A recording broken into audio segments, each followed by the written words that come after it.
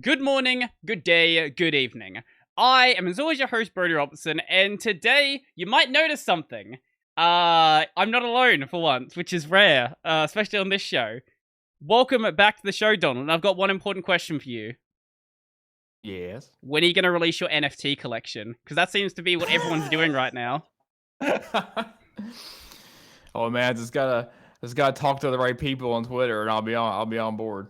I was just watching a CoffeeZilla video just before this, as I was having lunch, and Oh yeah. Lana Rhodes released an NFT collection. Their name probably rings a bell because it's a porn star, fairly popular one. No, I don't recognize the name, but Anyway, that doesn't yeah, surprise me. she released this collection. Rug pulled it. It was worth $1.5 million. And the reason why she rug pulled it was actually amazing. She didn't like the amount of negativity in her community. So she took $1.5 million. Now, what she means by negativity was actually, it was NFT bros wasting their money on JPEGs. There was someone in the Discord who's like, I spent the last $2,000 I had on this. Now I can't pay my rent. I hope this goes up in value. Like typical NFT bro stuff. That's not even NFT, bro. That's just crypto, bro. Oh yeah, well, look, the crypto bro and NFT bro is sort of like it's the same weird collection, but I Yeah. feel like I can at least like understand what the crypto bros are saying. They see chart go up, chart make the money. Like I can wrap my head around that logic, but like I buy a JPEG of a poorly drawn monkey. This is going to be my life investment. Like what? What are you talking about? God, those things, they got so bastardized. See, like, how much do you know about like the NFT concept, like where it Enough came to from and stuff? know that I've talked too much about it on this show, and people have probably stopped watching already just because I've mentioned NFTs in the first minute. Or maybe they're watching more. I don't know. Like, okay, so I don't know like a whole bunch about like the whole blockchain space, but from Mm. what I understand, in it like the protocol that gave birth to what is now NFTs, that was like made because of blockchain based games. Because to create those like quote yeah like non-reproducible like blockchain Mm. assets that are used in games. So like in the within the context of using something like an NFT because it's somehow linked to a game, okay, it has a use. Makes I sense to I've me. talked a lot about why I don't like NFT games, but yes, I'll give you Yeah, that. yeah, yeah, There is at least a use there. Sure, yeah. I'll grant But that. the whole thing of like, oh, it's somehow I don't know how linked to this piece of art. Wink, wink, nudge, nudge, and it somehow has value. It's like, okay, you lost me here. Yeah, well, it's sort of all of this stuff's being pushed in the same sort of way. I don't know specifically what like the first intended use case of NFTs were because they sort of like popped out of nowhere. But NFTs, metaverse, play to earn gaming has all been like it's all this like meld together of just degeneracy. Basically, they're all sort of pushing each other, but I am actually happy to see that a lot of people are starting to realize how ridiculous this is. Like Yeah. you don't really see normal people pushing this. Like I've had my stepdad ask me like about Bitcoin a couple years back. His financial advisor, which he shouldn't have been a financial advisor, was like, okay, so we're gonna take all of your life savings and put it all in on Bitcoin. He didn't end up doing it, but like he's asked me about things like that. And but anytime anyone outside of like the internet space has asked me about NFTs, it's always been to sort of laugh at the idea. It seems everyone's basically on the same page with this one, except the guys who are actually buying them. Right. Yeah.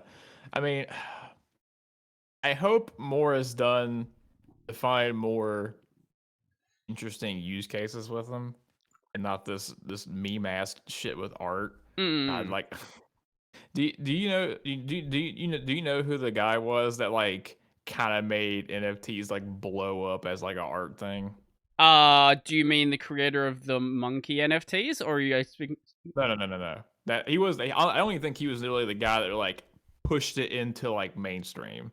Hmm. It was. Have you ever heard of a dude named Beeple? The name's ringing a bell. He's like this like 3D motion graphics dude who's Hmm. been he's really well known apparently because he did this thing where he's created a work of art every day for the last like 10 years and he Right. shares it.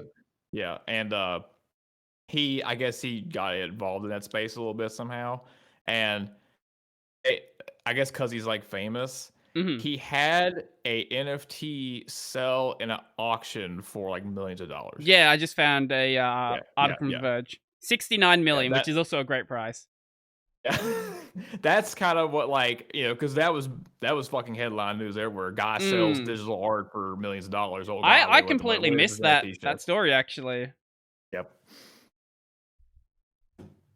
That's kind of what pushed it into like even people like even just like regular like Hmm. 9 o'clock news was like guy sells digital art for millions of dollars. Oh, what the fuck is NFTs? Yeah, Yeah. the past couple of years have been really, really weird. Like people who I knew about Bitcoin like a while back. I didn't have money in it a while back, but I've known about it for at least like 5 or so years at this point. Yeah.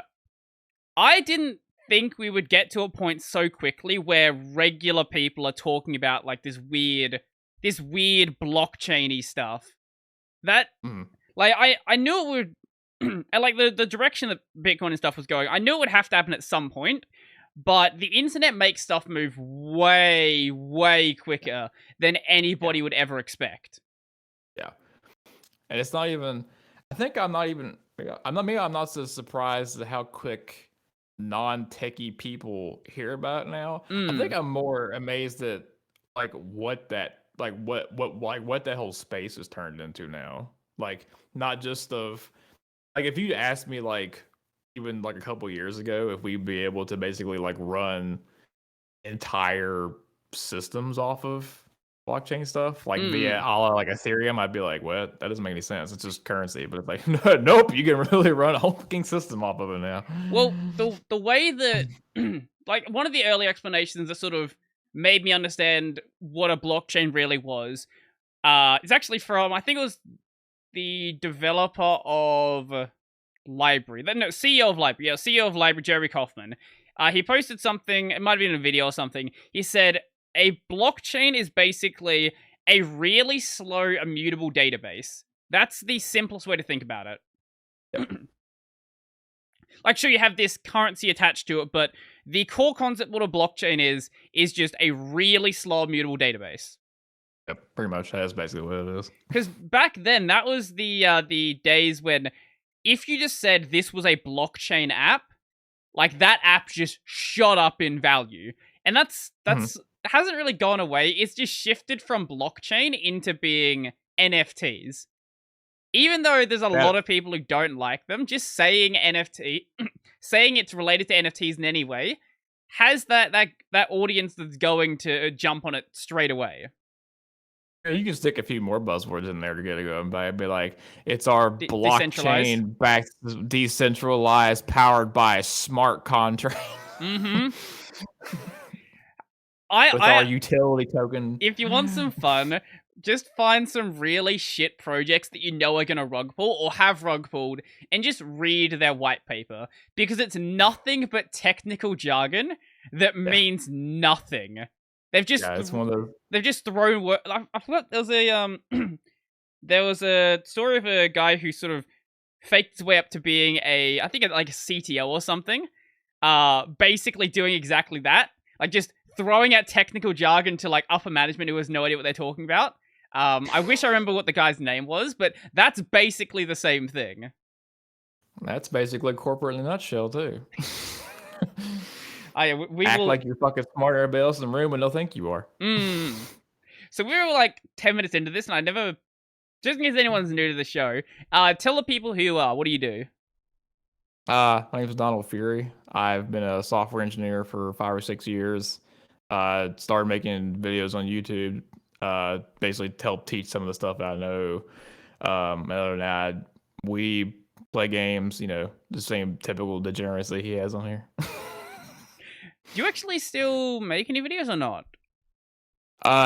No, and I guess I'll this sort of relates to the me getting scouted thing. Is I'm basically planning out and actually maybe I'll ask you about this to see if you have input on this, a content strategy for basically building out a MongoDB course and series of videos for YouTube. Uh-huh. Yeah. That sounds kind of fun. My only problem with jumping into something like that is there's a lot of content already out there. It's the same problem with doing like programming tutorials and things like that. There's so much sort of saturation in that market that I don't know what I would really say, but I'm sure there's some way you could approach it. Especially, I guess the best way to say it would be approaching it from a certain sort of personality, I guess, making it entertaining its own way. Yeah, I mean, I'm fully well aware that probably a lot of the stuff I've even made videos on, like, again, there's a dozen videos about the same shit already on there, all right. But it's the fact of when I try to explain something on there, most of the positive feedback I've gotten on videos has basically been along the lines of you don't just show what you did, you explain exactly like what you did, why you did it. And you don't bullshit it around, you just show it. You don't like waste a bunch of fucking time in between. Yeah. Yeah, I don't know. I find that some people complain. Like, you'll always have people complaining when you do it either way. Like, you either show too much or you show too little. Someone will be like, "Oh, this is too much depth. Just show us nothing but the bullet points." And then the other person will be like, "No, I want a video essay about every single thing that you're saying." And you sort of have to find. I think at the end of the day, you have to find the middle ground that you are happy with. Obviously, you want to make like good content, and you want to use the feedback you get as some sort of guidepost in a sensible direction. Because a lot of the time, you think you're making something good, and then you realize when someone else looks at it, there was like this glaring flaw that you had never even thought of. So that feedback can be useful, but there's a lot of people out there who get a little bit too, I guess, too wrapped up in their feedback and sort of lose track of what they were trying to do. Yeah. Most of the useful critiques that I've gotten didn't actually have anything to do with like the information I presented or like in the form. It was actually like the presentation style, because I think one of the super early critiques I got was I think that was back when I was using a Vim plugin that hooked up the Pywall color scheme generator to Vim, and I could look at it fine, but people were watching the video like, I can't fucking read this shit. So I changed the color scheme to be something readable to not me. That was like the please change this so I can read what you're doing. But aside from that, I think the only other like this isn't feedback, it was just a fucking stupid ass comment. Get rid of the beard. No, actually most people they would probably scream if I got rid of the beard. Man, that'd be nice. Yeah. I made a blog post basically explaining how to do air quotes join in MongoDB. Right. And when I shared it, I think like the very first comment I got was, "You can't do a join in MongoDB. It's not a relational database." I'm like, no shit. That's why it's in air quotes. It's not a join. It's a join in the sense of it's accomplishing the same goal. Yep. There's a lot of people who only see the part they want to see. It's like, what, air quotes? What are air quotes? I've never heard of those before. No idea. I got the exact same thing on a video the other day. Let's see what the title was. I'll just check it now. Where is it? Right. It was privacy-friendly advertising featuring Meta and Mozilla, which is I still not a big fan of that title, but it's probably the best one I had. And then I had privacy in quotes, and I got a bunch of comments being like, "Don't put meta and privacy in the same sentence." Like, are you? Oh god. Bruh. Like, what do I need to do to make it very obvious that I'm being sarcastic here? Obviously, sarcasm in text doesn't come off perfectly, but when you put those hints in there, there's only so much that you can do, and then the rest of it is just like, especially when everybody else understands what you're saying. At some point, there's just a problem with the way that you read it. Or you just didn't watch it. Yeah, there's a good number of those, isn't there? Oh, hey, why didn't you address this point? Like, I did. I literally said that. I said that word for word, actually. Like, what are you talking about? Part of me wonders how I think it's probably not a good idea because it'd probably kill engagement. Part of me wonders how interesting an idea it would be if there was an option you could like tick on a YouTube video. It says like you have to have watched this much of the video to comment on the fucking thing. I had that same idea. It would absolutely kill engagement. I think a better way to handle it, because YouTube does already have this data. So you know how when you watch a video on YouTube, it tells you like how much of the video you've watched, and if you go back to the video, it jumps you back to that point. So, what you could do is, next to every commenter, have a little timestamp that says how far in the video they watched. Yeah. Obviously, they could always jump ahead in the video, but most people that would be fairly accurate for. So if you see someone there who's left a comment and it says 30 seconds, you can disregard everything they've said. Yeah. Or just milk their ass for content because you already know they're full of shit. Yeah, that's always fun. So here was the idea I was going to run off you and see if you have an opinion or don't have an opinion on it. So I've basically been creating the learning outcome, right? The learning outcome is I want somebody to be able to be like have a basic understanding of how to use X, which in this case it's MongoDB. Sure. So there's the videos would be released in two separate forms. One is basically like kind of like a long video with every single thing in it, much like how a lot of people do, like the free code camp videos are like fucking 2 hours long or some shit. Yeah.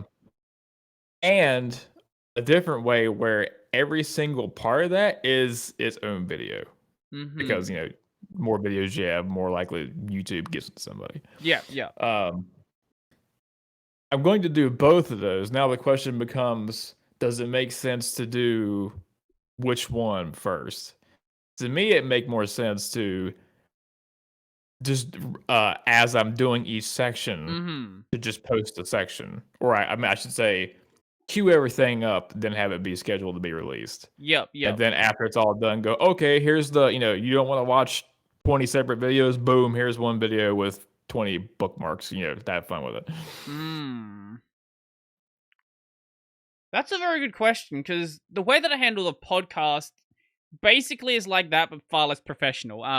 I upload the full version and then split out things after that, but because what I'm talking about in the podcast isn't really that, I guess, the ordering doesn't matter, there's not really time crucial, anything like that, it works with that format. I think that's a really tough question.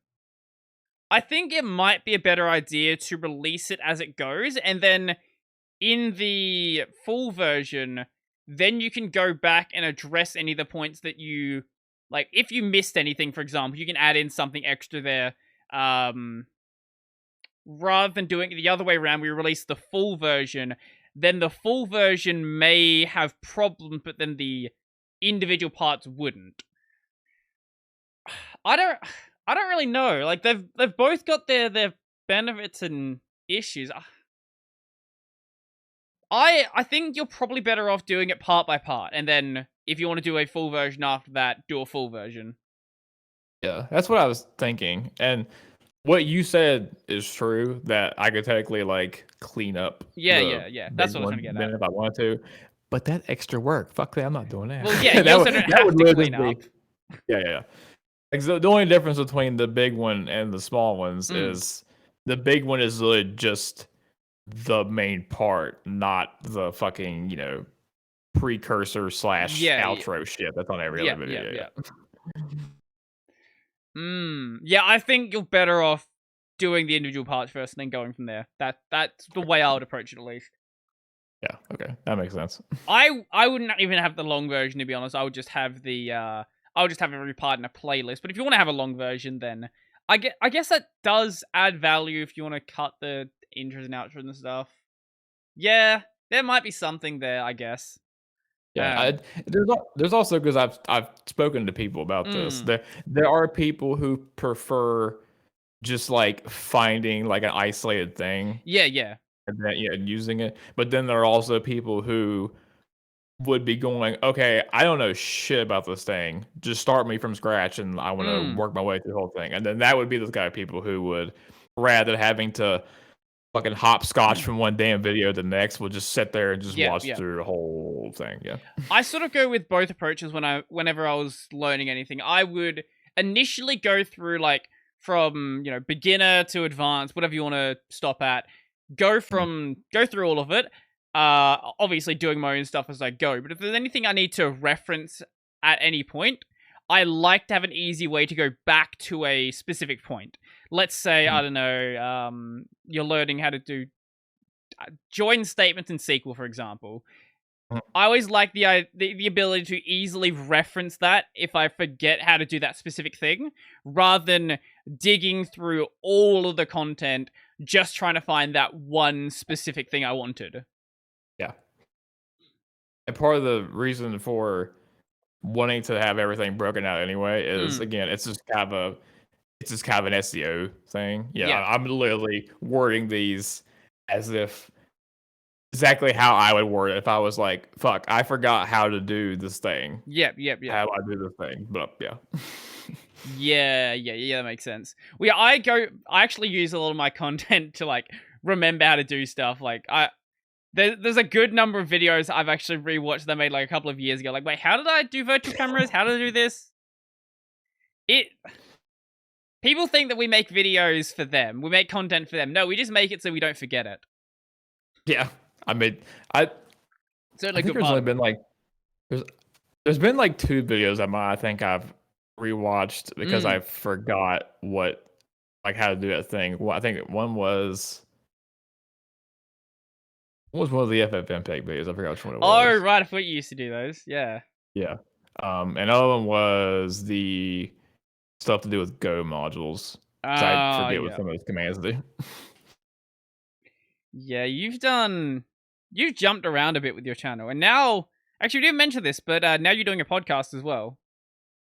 Yeah. Me and a coworker started a podcast because we would just talk sometimes, and we just Mm. realized we kind of had fairly similar viewpoints about, I guess, work This is in the way that general. everybody starts a podcast. I'm true. I mean, yeah, but yeah, that's basically what happened. We were just talking one day, and he was like, "Man, some of the stuff we're talking about, there's like, we should start a podcast." And I was like, Yo. "Sure, why the fuck not?" Yup. Yeah, Yeah, most people don't sit down by themselves and talk for 2 hours like I do. I am the exception, not the rule. I do appreciate the advice you had. When I asked you for like where you use for like hosting and stuff. Yeah. Oh, for anyone who is curious, I make use of Anchor. That's a Spotify service where they. So the problem that a lot of, not a lot, the problem that one of the hosting or one of the distribution services has being, is it Apple Podcast? What do they call it now? I think it's separate from iTunes. I don't know, whatever Apple's podcasting is called. They require you to have an Apple account. An Apple Yep. account that has made a purchase. At least that was the case when I started the podcast like 2 years ago, which is ridiculous. Why do I need to have a Apple account that's made a purchase? All you need is my RSS feed. Everybody else is fine with just an RSS feed except Spotify. Spotify is also weird. But they do stuff through Anchor anyway, so it doesn't matter. stop. Just let me do this. So Anchor just basically automatically sets your podcast pretty much everywhere that matters. And most of the podcast platforms out there just pull from iTunes anyway, or Apple Podcasts. So even if your RSS feed isn't on those platforms, they will still have access to your like what you upload. Like I use Anchor as my podcast app, with the exception of one podcast because it's only on Spotify. And that doesn't have its own like podcast distribution thing. It just pulls straight from iTunes, Apple, whatever they call it. Whenever we were setting it up, so you didn't have to have made a purchase. So this is what you had to do to have a verified account. Yeah, you had to have a valid payment method on your account, and you had to have accepted the like Apple like media whatever terms and usage, which meant you had to take that account and log into iTunes. Now, I have literally no way of doing that. The only way that he did it was he had to pull out some old fucking MacBook that he had and sign into it. Yeah, that's the only way we could. If I had to do it, the way I would have done it, probably at the time I was at uni, so the uni had iMacs, so I could have logged into an iMac there and done it like that. Yeah. Fucking. But after that, there was some site that I found that had a bunch of like podcasting blog posts. Damn, what the hell was that place called? I can't remember now. But anyway, it had like a blog post about like, here are the 27 podcast directories you should be on. Right, okay. So I literally took our RSS feed from Anchor and just went through every fucking one of them. I probably should do that. I've only got it set up on the ones that is set up for Anchor, and obviously the ones that pull from iTunes. But I guess I should go and check what else I should be on, because we are like 100 episodes in and I just haven't done that, which might be a good idea. Aside from that, we're not going to stay on Anchor long term. We're just kind of using it temporarily. Yeah, sure. Because you know how I like to host my own shit. Yeah, of course. I was made aware on the Fediverse actually a open source podcasting hosting solution called Castopod. I feel like someone's mentioned that to me. You might have just seen a post on Mastodon, because they went into beta recently, and it actually looks pretty deep. Like, it looks fairly functional. I'm just waiting for somebody to basically make. I'm either waiting for somebody or for them to have an official Docker image. Right. Because it's made with PHP, and I'm fucking tired of setting up PHP environments. Once there's a Docker image, I'm gonna use it and Terraform and Ansible to just spin up instance like that. Yeah. And I'm gonna move our stuff over there. I'll have to have a look at this. Looks kind of neat. One of the features that it has that I haven't had the chance to like try it, but it sounded really useful for maybe not so much me, but for the other guy, my co-host, is it. If I understood right from the docs, each of your episodes, there's a way on the admin dashboard to literally just like take a section and just clip it out into its own video. Yeah, I'm seeing this right now on their website. Castopod helps you get noticed by enforcing best practices and giving you tools to post easily on all social media, create video clips and sound bites from your episodes and share them everywhere. Yeah. That's cool. Yeah, that sounds like, I mean, technically, again, you could technically do all this shit like on your own editor, but I guess just having like just having like an interface, especially if you're not someone who like messes with that stuff much, who can just be like, oh, this clip sounded good, boom, clip. Assuming it works that way. But yeah, I'm just waiting for that to be a sort of a drop-in install, and then that all of our shit's going over there. Yeah, that's not a bad idea. I don't know. I like Anchor just because Anchor is very convenient, but there's certainly a lot of I don't know. There's a lot of stuff I really should do with the podcast to make sure it's getting out there more. It's just look, I just rant for 2 hours. The podcast is basically a way for me to vent for a couple of hours on camera. You're just doing your thing, man. You ain't taking your shit seriously. Basically, I think we actually just past 1,000 subs on the YouTube though. Let me check. I feel like I did. But I don't. Speaking of, Yes. I don't think I've got enough view hours though, or watch hours, whatever they call it, to monetize it. But hey, yeah, over 1,000 subs. Anyway, you're saying yes? So there's a YouTube channel for it too, and the next time that we're recording, he's gonna be the one recording because the first 4 episodes we bulk recorded them one day. Right. But when I was the one recording, I was screen capturing Discord. My dumb ass didn't turn my compositor off, so the frame rate of the video was like shit. Yep. Yeah. So like he was like, why is it like it looks like it's like 20 FPS or something. I was like, yeah, that's a me thing. Sorry, it won't look like that again. Wait, you were screen capturing and not window capturing? Yes, there was I forget why, but there was a reason why I was screen capturing. Okay, I forget sure. Why. Yeah, I don't know, that's weird. I've never seen an issue like that with screen capture though. It's something with mine. Okay, I don't sure, know. right. Because I always have my compositor. I disable it for gaming streams just because. Well, no, it's not my compositor that has a problem with the gaming streams. It's Xorg that has a problem. I use the VSync built into Xorg to disable screen tearing, and it's great. It works wonderfully, except for games that run lower than the refresh rate, in which case the stuttering is turned up really, really high. Oh no. So I have to make sure that's not enabled. I just basically kill everything, kill my compositor, kill that, and then it's basically good. I can deal with a bit of screen tearing. It's not that big of a deal. I'd much rather that than stuttering. Yeah. I think actually speaking of like janky setup things, I think I decided next time that I build a new system, like the whole like build the thing up from scratch to Arch Linux thing was like it's been interesting, but I think next time, especially because it might be eye candy tends to work better in videos sometimes anyway. Yeah. I think I'm just gonna slap Garuda Linux on her. Yeah, that works. The Dragonize, the ultimate eye candy. That or I don't know, Manjaro, Popware, something easy. Have you got other things? I was gonna say, if you got other things to do, there's no point, spending all your time configuring something.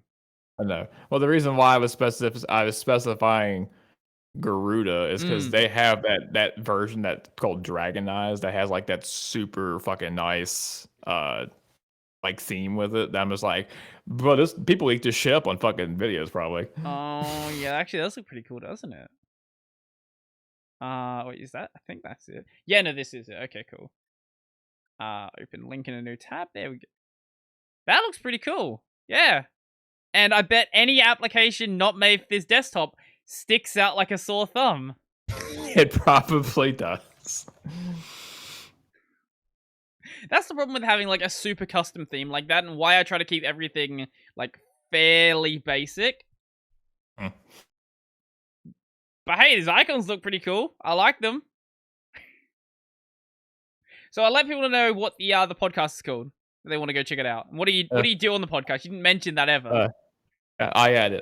It's called Off the Clock. Because the meme of it before that we didn't go with because apparently it was paying the ass to do it was meant to go live exactly at 5:01 p.m. Oh god, that would be a pet. God. Yeah, I was like, we did research, and I was like, we probably shouldn't release a podcast today because no one would listen to it. But we mostly talking about like career advice stuff in there. Like the first episode was about resume tips. The second one was about things to look out for during job searching, like job posting. And then the third one was interview tips, right? Yeah, interview tips. Yeah. Imagine dealing with job stuff. That would be fun. Yeah, gross. Imagine not just making Wait, this is a different pod. Did you know there's another podcast called Off the Clock? Yeah, there's a couple of things I'll talk off the clock, but we were like, we like the name. Yeah, that's fair. That's the only problem Yeah. with naming something. You want to have something that is searchable, but something that is not like too close to an existing term. Yeah. I think I'll leave it linked in the description down below. I'm not going to find it right now. There's a bunch of them. Yeah. Yeah, I was saying that's the problem with anything, any sort of name. Like, I thought about this name for quite a while that I'm using here, Tech Over Tea. I had like a bunch of other names that I was thinking of, and some of them were like too long. Some of them were like that too similar to other names, or someone else or was already using it. Turns out someone actually is using the name Tech Over Tea. But Yeah, I remember that. But their show is dead, so I'm willing to claim it. It's mine now. You can go techovertea.com though. I don't care though. .coms are expensive. I'd rather have my .xyz. Yeah. I do know that someone was telling me about this. I don't know if it's true. Someone was telling me that XYZ and TLDs like that are sort of bad for your SEO. Because a lot of these TLDs are used for, spam sites, things like that, just because they're much cheaper than buying a .org or a .com or something like that. I've heard that, and I've seen people show something that like analytics that correlates with that. Like if they had, I think actually the one I think I'm thinking of, it was somebody that had an XYZ TLD and then bought the .com version, and like their search traffic went like it just skyrocketed, and I was like, I mean, yes, that correlates that, but I don't know if that's because of that specifically, because I don't know the context about like that site. Yeah, the problem with any sort of SEO research is it's very much difficult to get useful information out because you're not entirely sure how the Google search actually is handled. One thing I do know for a fact though is you probably shouldn't use something like XYZ for an email server because there are a lot of existing email hosts that automatically block things like XYZ. See, that's what I either thought block was or going send to a happen. spam, things like that. Yeah, that's what I thought was going to happen when I set mine up, but it doesn't apparently. Okay. Or it might just be because the thing that I'm using is very thorough about all the like DNS stuff it sets up. So maybe it's so thorough that it's like, I guess it's not spam, and it doesn't really flag it as spam. Yeah. I couldn't tell you. Man, I leave the networking stuff to someone else. Yeah. I mean the email server that I have, I set it up with it's called Mail in a Box. Okay. Yeah, and it's basically just like a script that installs a bunch of open source tools and automatically pre-configures everything involving DNS and everything like that. Oh, yeah. So what it does is if you add a user, the user being like an email address, Yep. it automatically adds to its own DNS all of the stuff you have to make your domain be like a really secure, valid, like a email authority.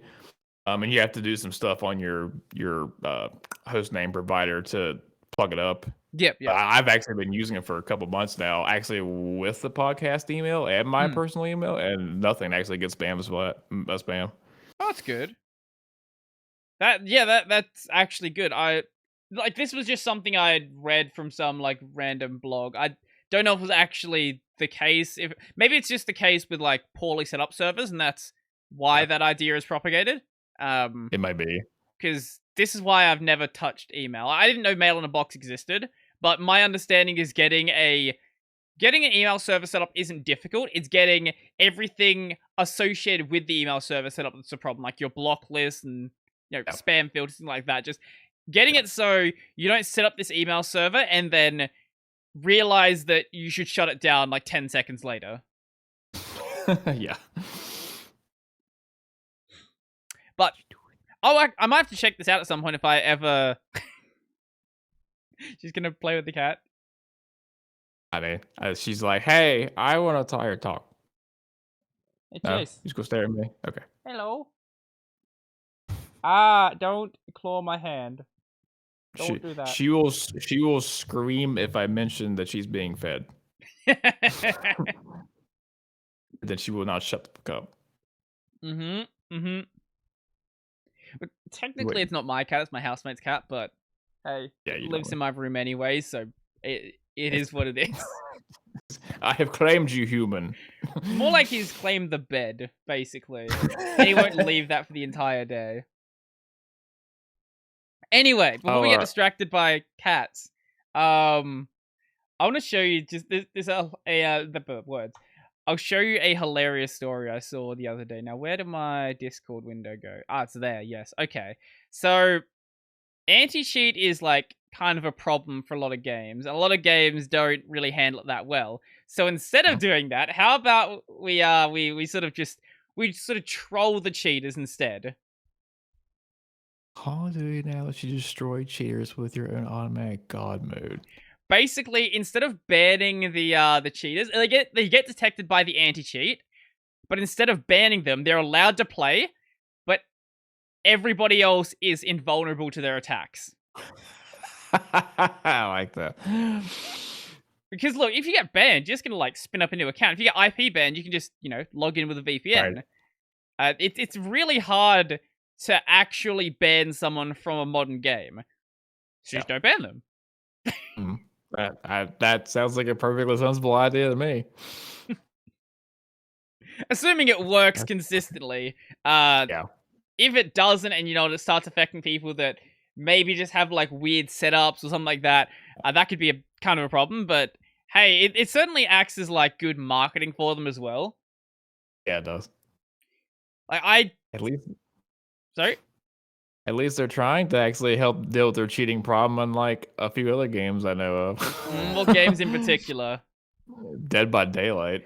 Oh, I've never actually played Dead by Daylight. It's a fucking shit show right now. There are literally people who just like sell hacks that just let you do whatever the fuck you want because they haven't security patched them in years. Oh my god. Okay. Lovely. They'll literally just like there are people who will find like even like half decent sized people who stream that game and just literally hold them hostage.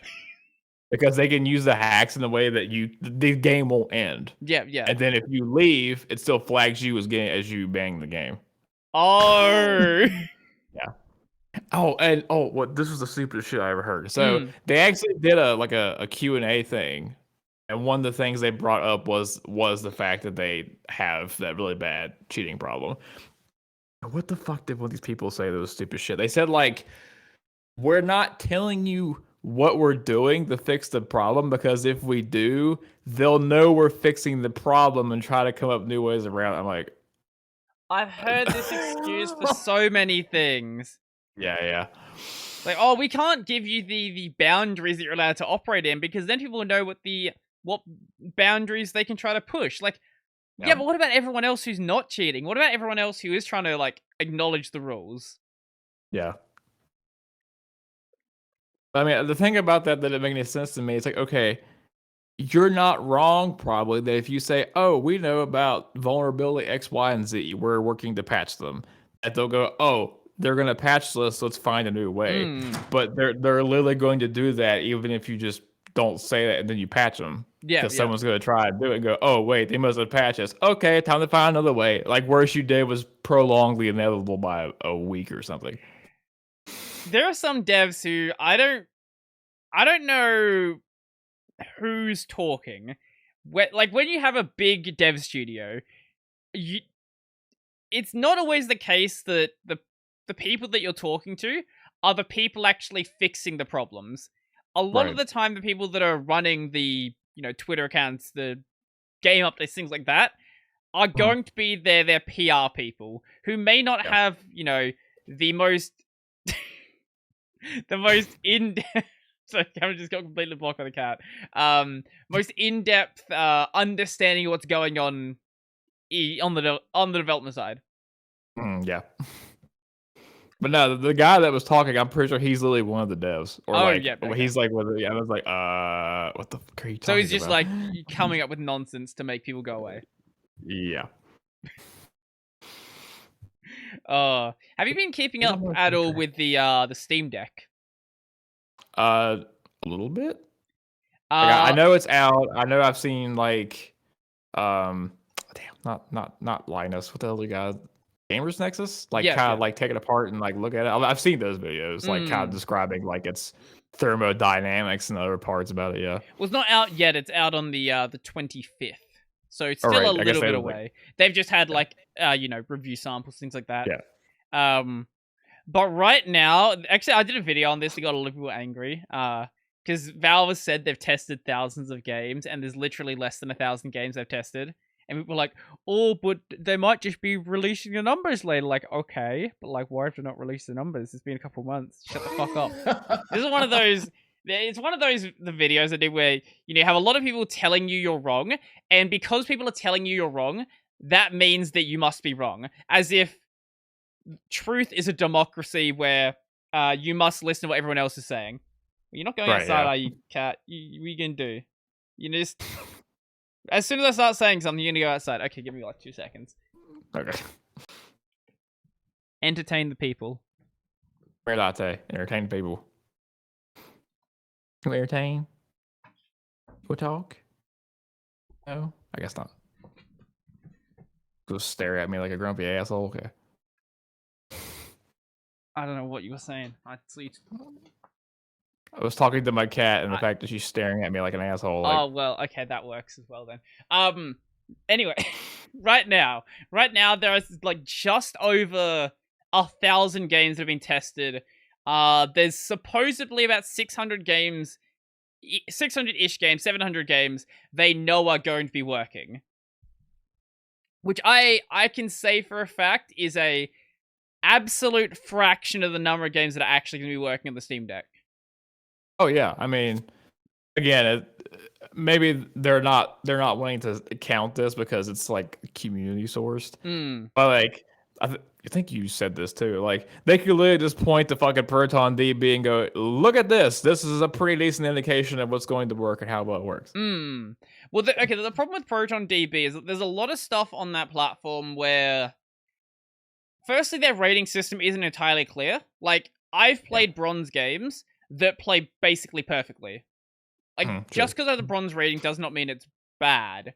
A lot of the time you have a lot of older reports that drag it down and not enough new ones to really bring it back up.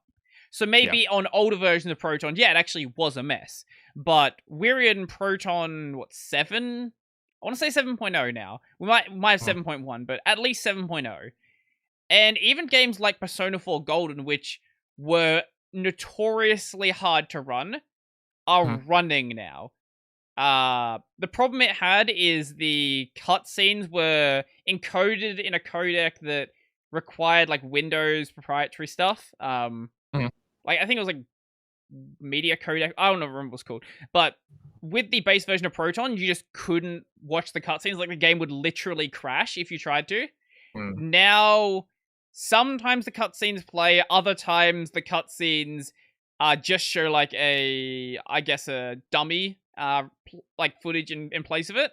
But you can at least play the game, and that's something. I'll give it that. Yeah, there was have you actually like made a report on there before? On Proton DB. I think once or twice. I did it once for a game called 30XX, which is basically kind of like a roguelike Mega Man game. Yeah.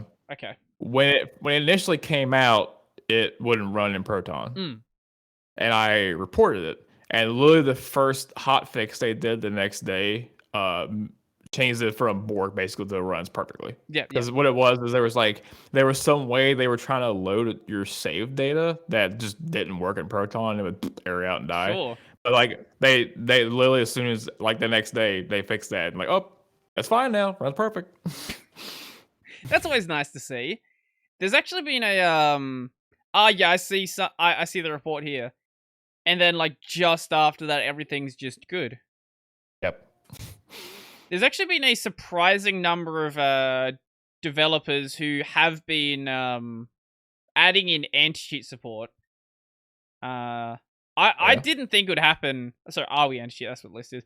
I didn't think it would be happening this quickly. There are certainly a lot of games that aren't in a good state. Mhm. But like Battlefield 2042, even though no one cares about that game, is confirmed. Ark is supported.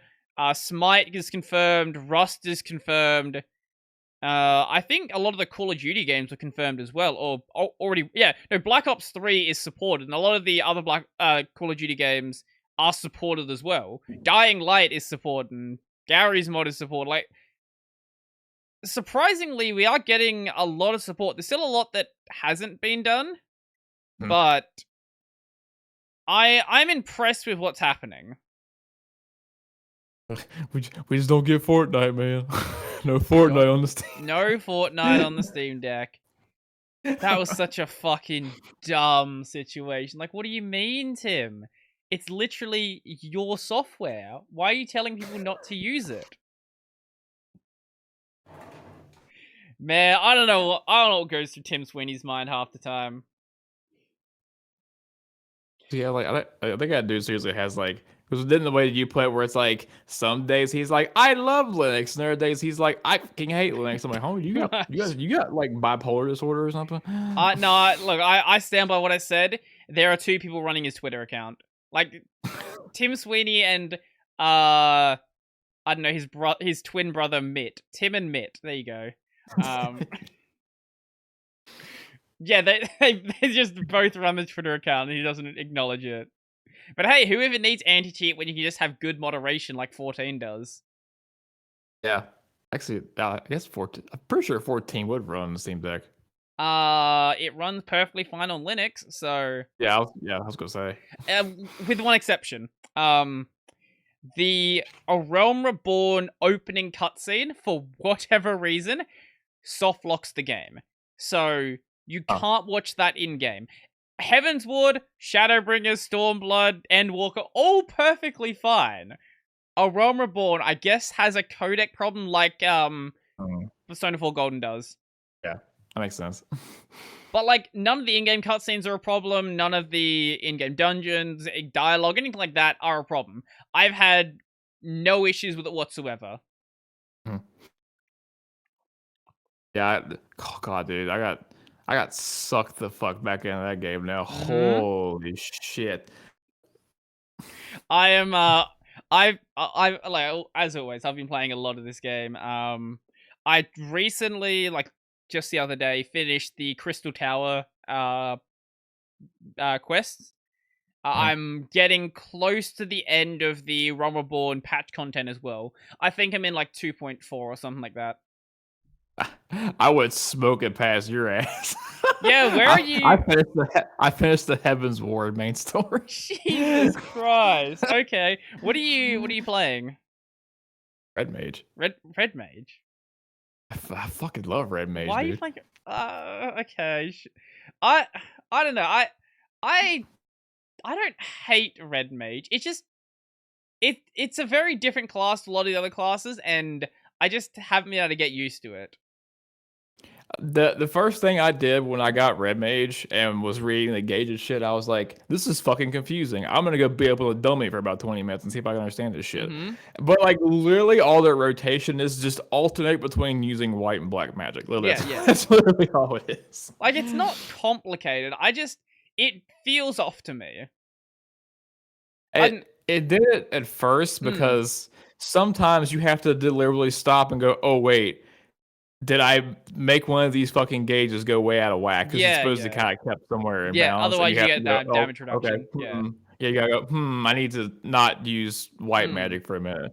But like after a certain point, and I've noticed this, it's almost kind of like it's muscle memory now. Yeah, Like yeah. I only like I can just like I glance at my gauge for like half a second. I'm like, okay, and I already know what I'm doing for the next like 6 rotations.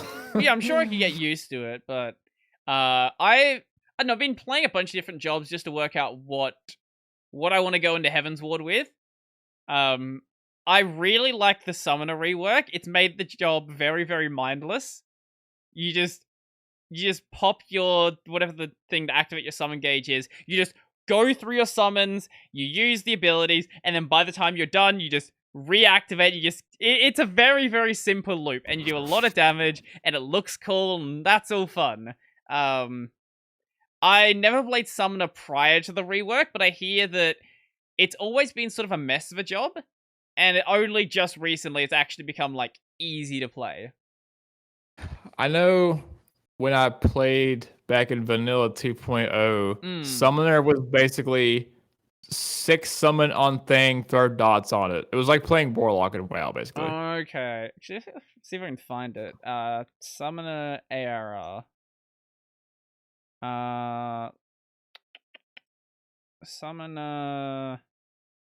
A Realm Reborn. Summoner 2.0? Yeah, Summoner 2.0. That should find it.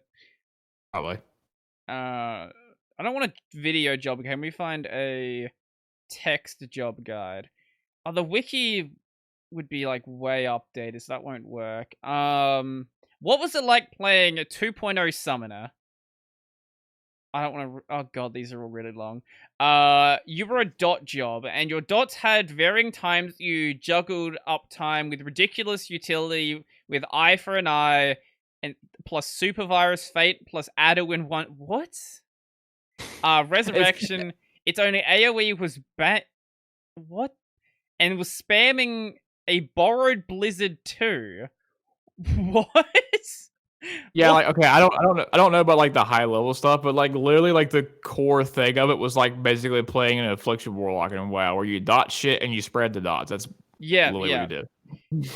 It seems like it was a lot more similar to Scholar, that one. Yeah. It seemed like it was there was a lot less obviously Scholar being a healer, a bit different, but there was a lot less differentiation between those jobs. Right now, when you play an Arcanist and you go from Arcanist into Scholar, literally like your entire bar changes. Nice. You're from Arcanist into Summoner, and like the modern Arcanist is basically like a precursor to Summoner. Scholar is like way out there right now. I got you. Like the job that I tried that I hoped I was going to like, but I don't think I like how many fucking buttons you have to press is Mechanist. I have a Machinist. Yeah. Yeah. So here's the reason I don't like it as much. Okay. If I use the term burst phase, you know what I'm talking about? Yeah. Okay. So burst I'll compare phase it to Red I'll Mage. just explain for anyone who doesn't know about it. Burst phase is basically just like where you pop your damage abilities and you do your bonus damage. Yeah, and usually you spend your class resource to do stuff. Yeah. So your burst phase as Red Mage is literally just, oh, my gauge is full, run in and use the empowered melee attacks. That's literally your burst phase, basically. Your fucking burst phase in Mechanist is you pop over. What's that? It's called overdrive, right? Yeah, overdrive, and by the time you have 2 main off GCD abilities, Gauss Round and Ricochet. Yeah. So you want to make sure that neither one of those is maxed when you start this. And then when you overheat or overdrive, you can use a move called Heat Blast. Heat Blast has a 1.5 second cooldown and reduces the charge time of Gauss Round and Ricochet by 15 seconds. So this is what we have to do when you start it. Heat Blast Gauss, Heat Blast Ricochet, Heat Blast, and you do that for like 7 rotations, just and you have to press all these fucking buttons while still moving. I'm like, I don't know if I like this. Not a controller. Maybe a keyboard's a little easier, but the controller's a little pain in the ass to do this and move at the same time. MMO mouse. You got the gamer mouse. Yeah, no, control. Wouldn't controller be easier? Actually, how does I've had controller be explained to me like once or twice. Explain how controller actually works in this game. Just it's fucking crazy from what I've heard. Okay, so Your To think about it, abilities, that's a problem. I do. So your hotbars, the way they're displayed is each hotbar is a series of like 8 buttons, depending to depict the actual like X, Y, X, X square, triangle, O buttons, and then the directional buttons. Mm-hmm. You have to hold down like right trigger, and then your right hotbar becomes active. Now, if you press like X, it'll do like the move assigned to X. Mm-hmm. Same thing with the left side. Um, but then initially, that's all you have. Yeah, And for while yeah. you're leveling, that's fine. But like, okay, now I have a shit ton of other abilities. How I use these more effectively. There's a Mm-hmm. bunch of other options that are buried that, unless you probably watch a video, you have no fucking clue exist. Where Mm-hmm. um, you can basically have like a second set of hotbars available by double tapping and holding triggers. So yeah, so this is so like your main rotational stuff is on the primary ones, but then like the ones you use occasionally, you get to it by double tapping one of them. Yeah. And then there's another option where if you like hold both, it'll show Mm-hmm. another hotbar. And you can either and which hotbar is shown depends on which trigger you pressed first. Yeah. But I don't use that because that's confusing as fuck. So they just shows the same hotbar all the time. Mm-hmm. I use that for uh, like emotes and like mount stuff. Ah, yeah, that's fair. But my main hotbar is the ones you get to by either holding one of the triggers or double tapping and holding the trigger. Actually, it sounds complicated as fuck, but once you get into the flow, but you have access to a lot I'm of shit really sure. fast. I'm sure Yeah. it will be fine. I've got a mate who plays White Mage or controller.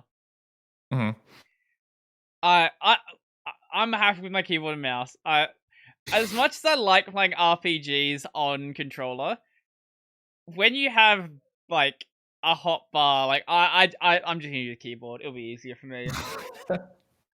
Or better yet, I'll use my mouse. That'll be easier for me. So for me, I'm all I even need to more. do is I have my fingers on WASD, and then I can just hit Shift and Control, and like with my pinky. Right. I'm even more of a degenerate because I'm also playing it on PS4. Hey, well, you're lucky because PS4 is still gonna keep support for a while. Did you Yeah, end yeah. up you saw the live later or saw at least excerpts from it? I I saw somebody watching the live later, but yes, Okay, well, I yeah, did. fair Yeah. enough. Yeah, I was watching it while I think I was doing like Beast Tribe stuff and other stuff like that. Mhm. That fucking went so long. Holy shit, it was 5.5 hours. Okay, I did. Yeah, I didn't see the whole thing. I just saw like I saw them talking about, I guess like what their like plans are like Yeah. future wise, and then the graphics update. Those are the two things Ah. I saw. Yeah. Yeah, so we can find live letter summary. So the Uh graphic update is what you were talking about because they said, "Oh, we're still going to be doing these updates, still supporting PS4." yeah, there Because was they'd be psychotic not to do it, considering it's still a pain in the fucking ass to try and get PS5. So. that's well, that's sort of the problem with actually I'll show the picture on the screen right now. That's sort of the problem with dropping PS4 support for a lot of games right now. Mhm. But these updates aren't supposed to be coming until 7.0, and that Right. means not for like 2 or so years. And I really hope that by then it's easier to get a PS5. Like it's not going to be Uh, easy, but I hope it's easier. I don't know, man.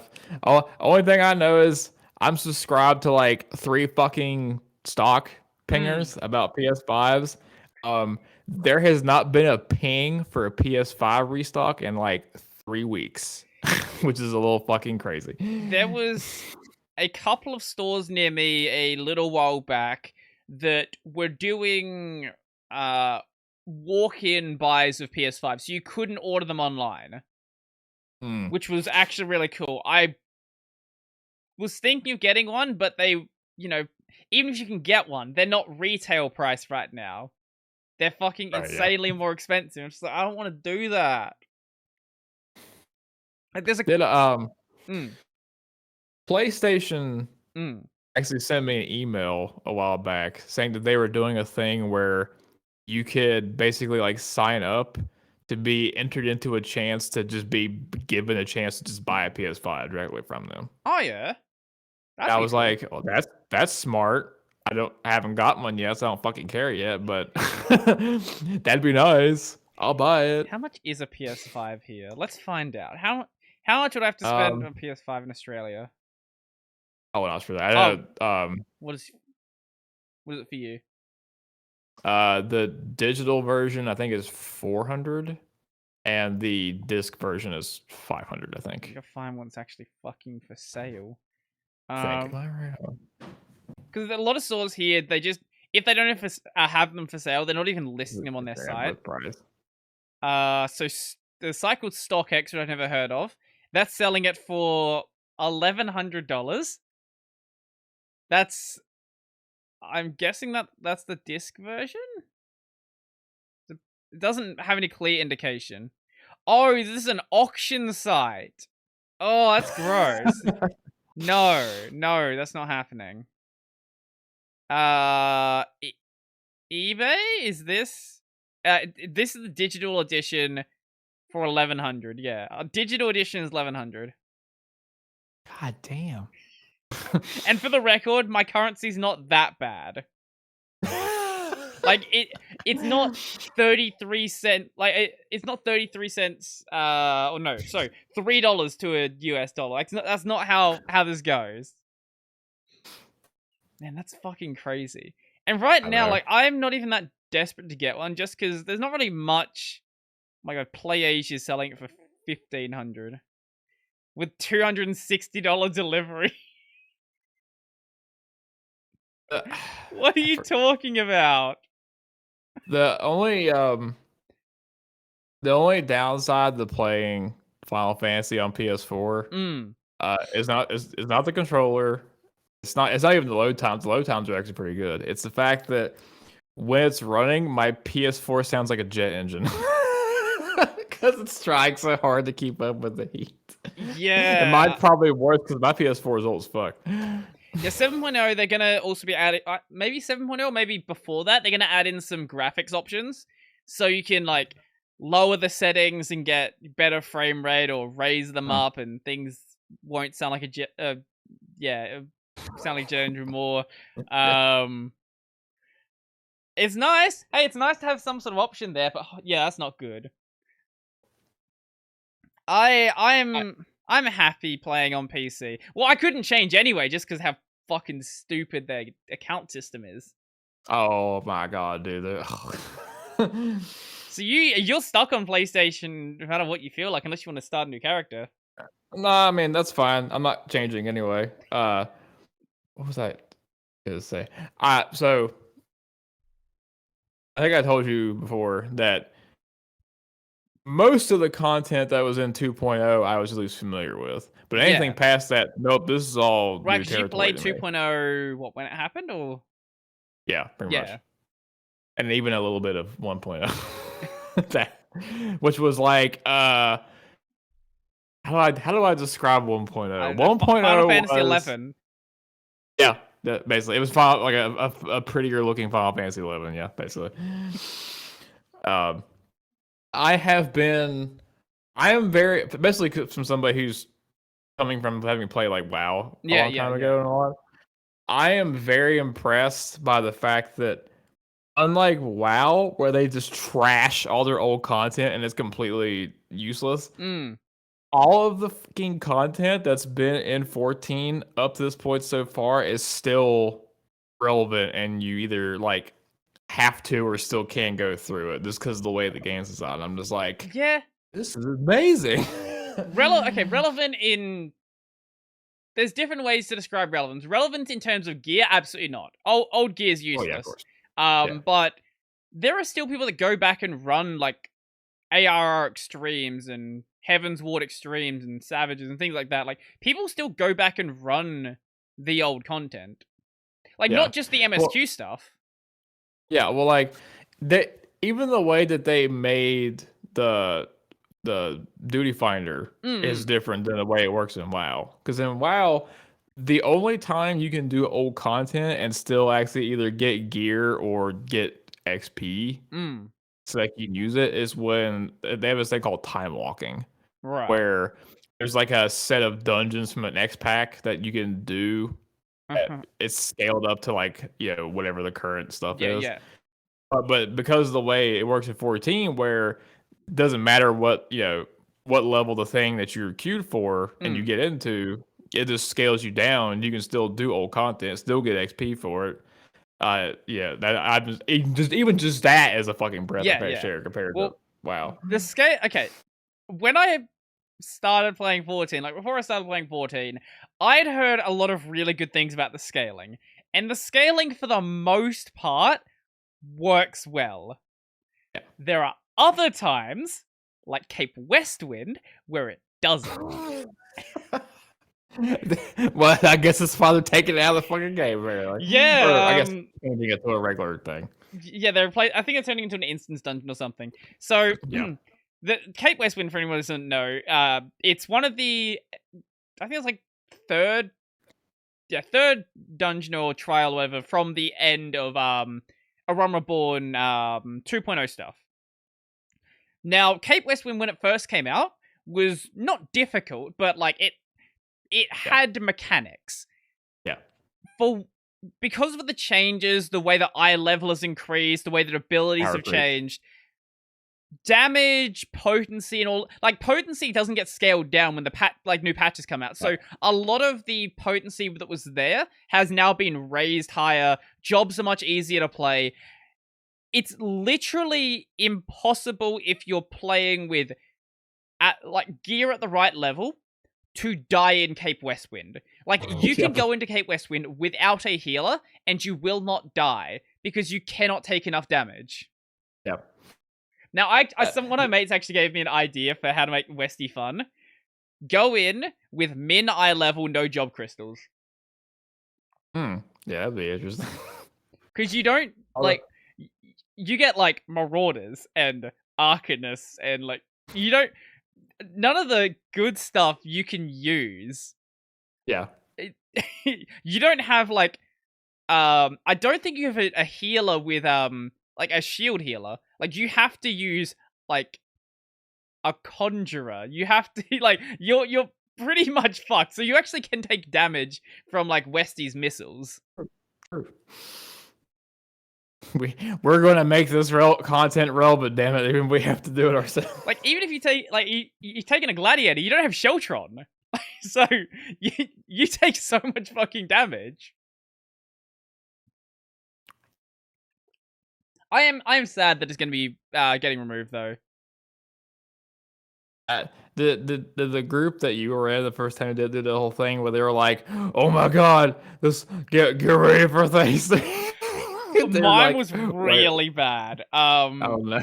So I was in the cutscene. They'd placed markers around the map. They had a macro in chat. And they were, like, giving off all these other strategies as well. Like, what the hell is going on? This is going to be insane. I get in there, I fight it, I'm like, oh, he's over? Yep. Oh. I was very confused when this time playing through, because people were doing it, and I was like, I mean, I remember it wasn't like hard because you did it back when it actually was, like, there were mechanics. Yeah, because I was like, I mean, I don't remember this fight being, like, particularly hard, but I mean, I guess there's stuff to it. And then his face rolled, and I was like, well, this is a lot different than I remember. So you went back and played a new character, did you? Yeah, I don't have my old characters anymore. Yeah. Oh, okay, yeah. What were you playing through Arm Reborn as then? Monk. Oh, okay. Yeah. So I keep wanting to play my summoner, but I really like the healer queues. Healer queues are nice. I'm sure. Because it's especially bad on Oceanic because there's not many healers. So if I queue into, like, leveling roulette or trials roulette, and literally the second I click it, it pops. Like, what is this? The only you've probably noticed this. The only queue that is good for DPS is alliances, because there's so many DPS. Yeah, that's true. Yeah, I found that we actually filled up the healers and tanks much quicker than DPS every time that I've done it. Oh yeah, 'cause, I mean, you need literally 5 times as many DPS as Yeah, you yeah, need yeah. other classes. Yeah. What's your What's your, because I know you're not as far as me. What's Mm. the favorite fight you've done on there so far? That's a I don't want to say Thorn March, but Yes. no, it's The fucking Silver it's not Vanguard. Thorn March. God, it's definitely Aw. not Thorn March. Aw. Um that's a tough one actually. Uh I kind of like some of the Crystal Tower fights to be honest. But I really like this. um yeah, you know what? Just for the meme I'm going to say Thorn March. Thorn March hard is fun cuz it you never get through it. Something always happens and you wipe. Like if people aren't Yeah, marking, there's someone there who has no idea what they're doing and you wipe. the first time I don't think I ever did Thorn March, like, when it Mm. actually came out back before.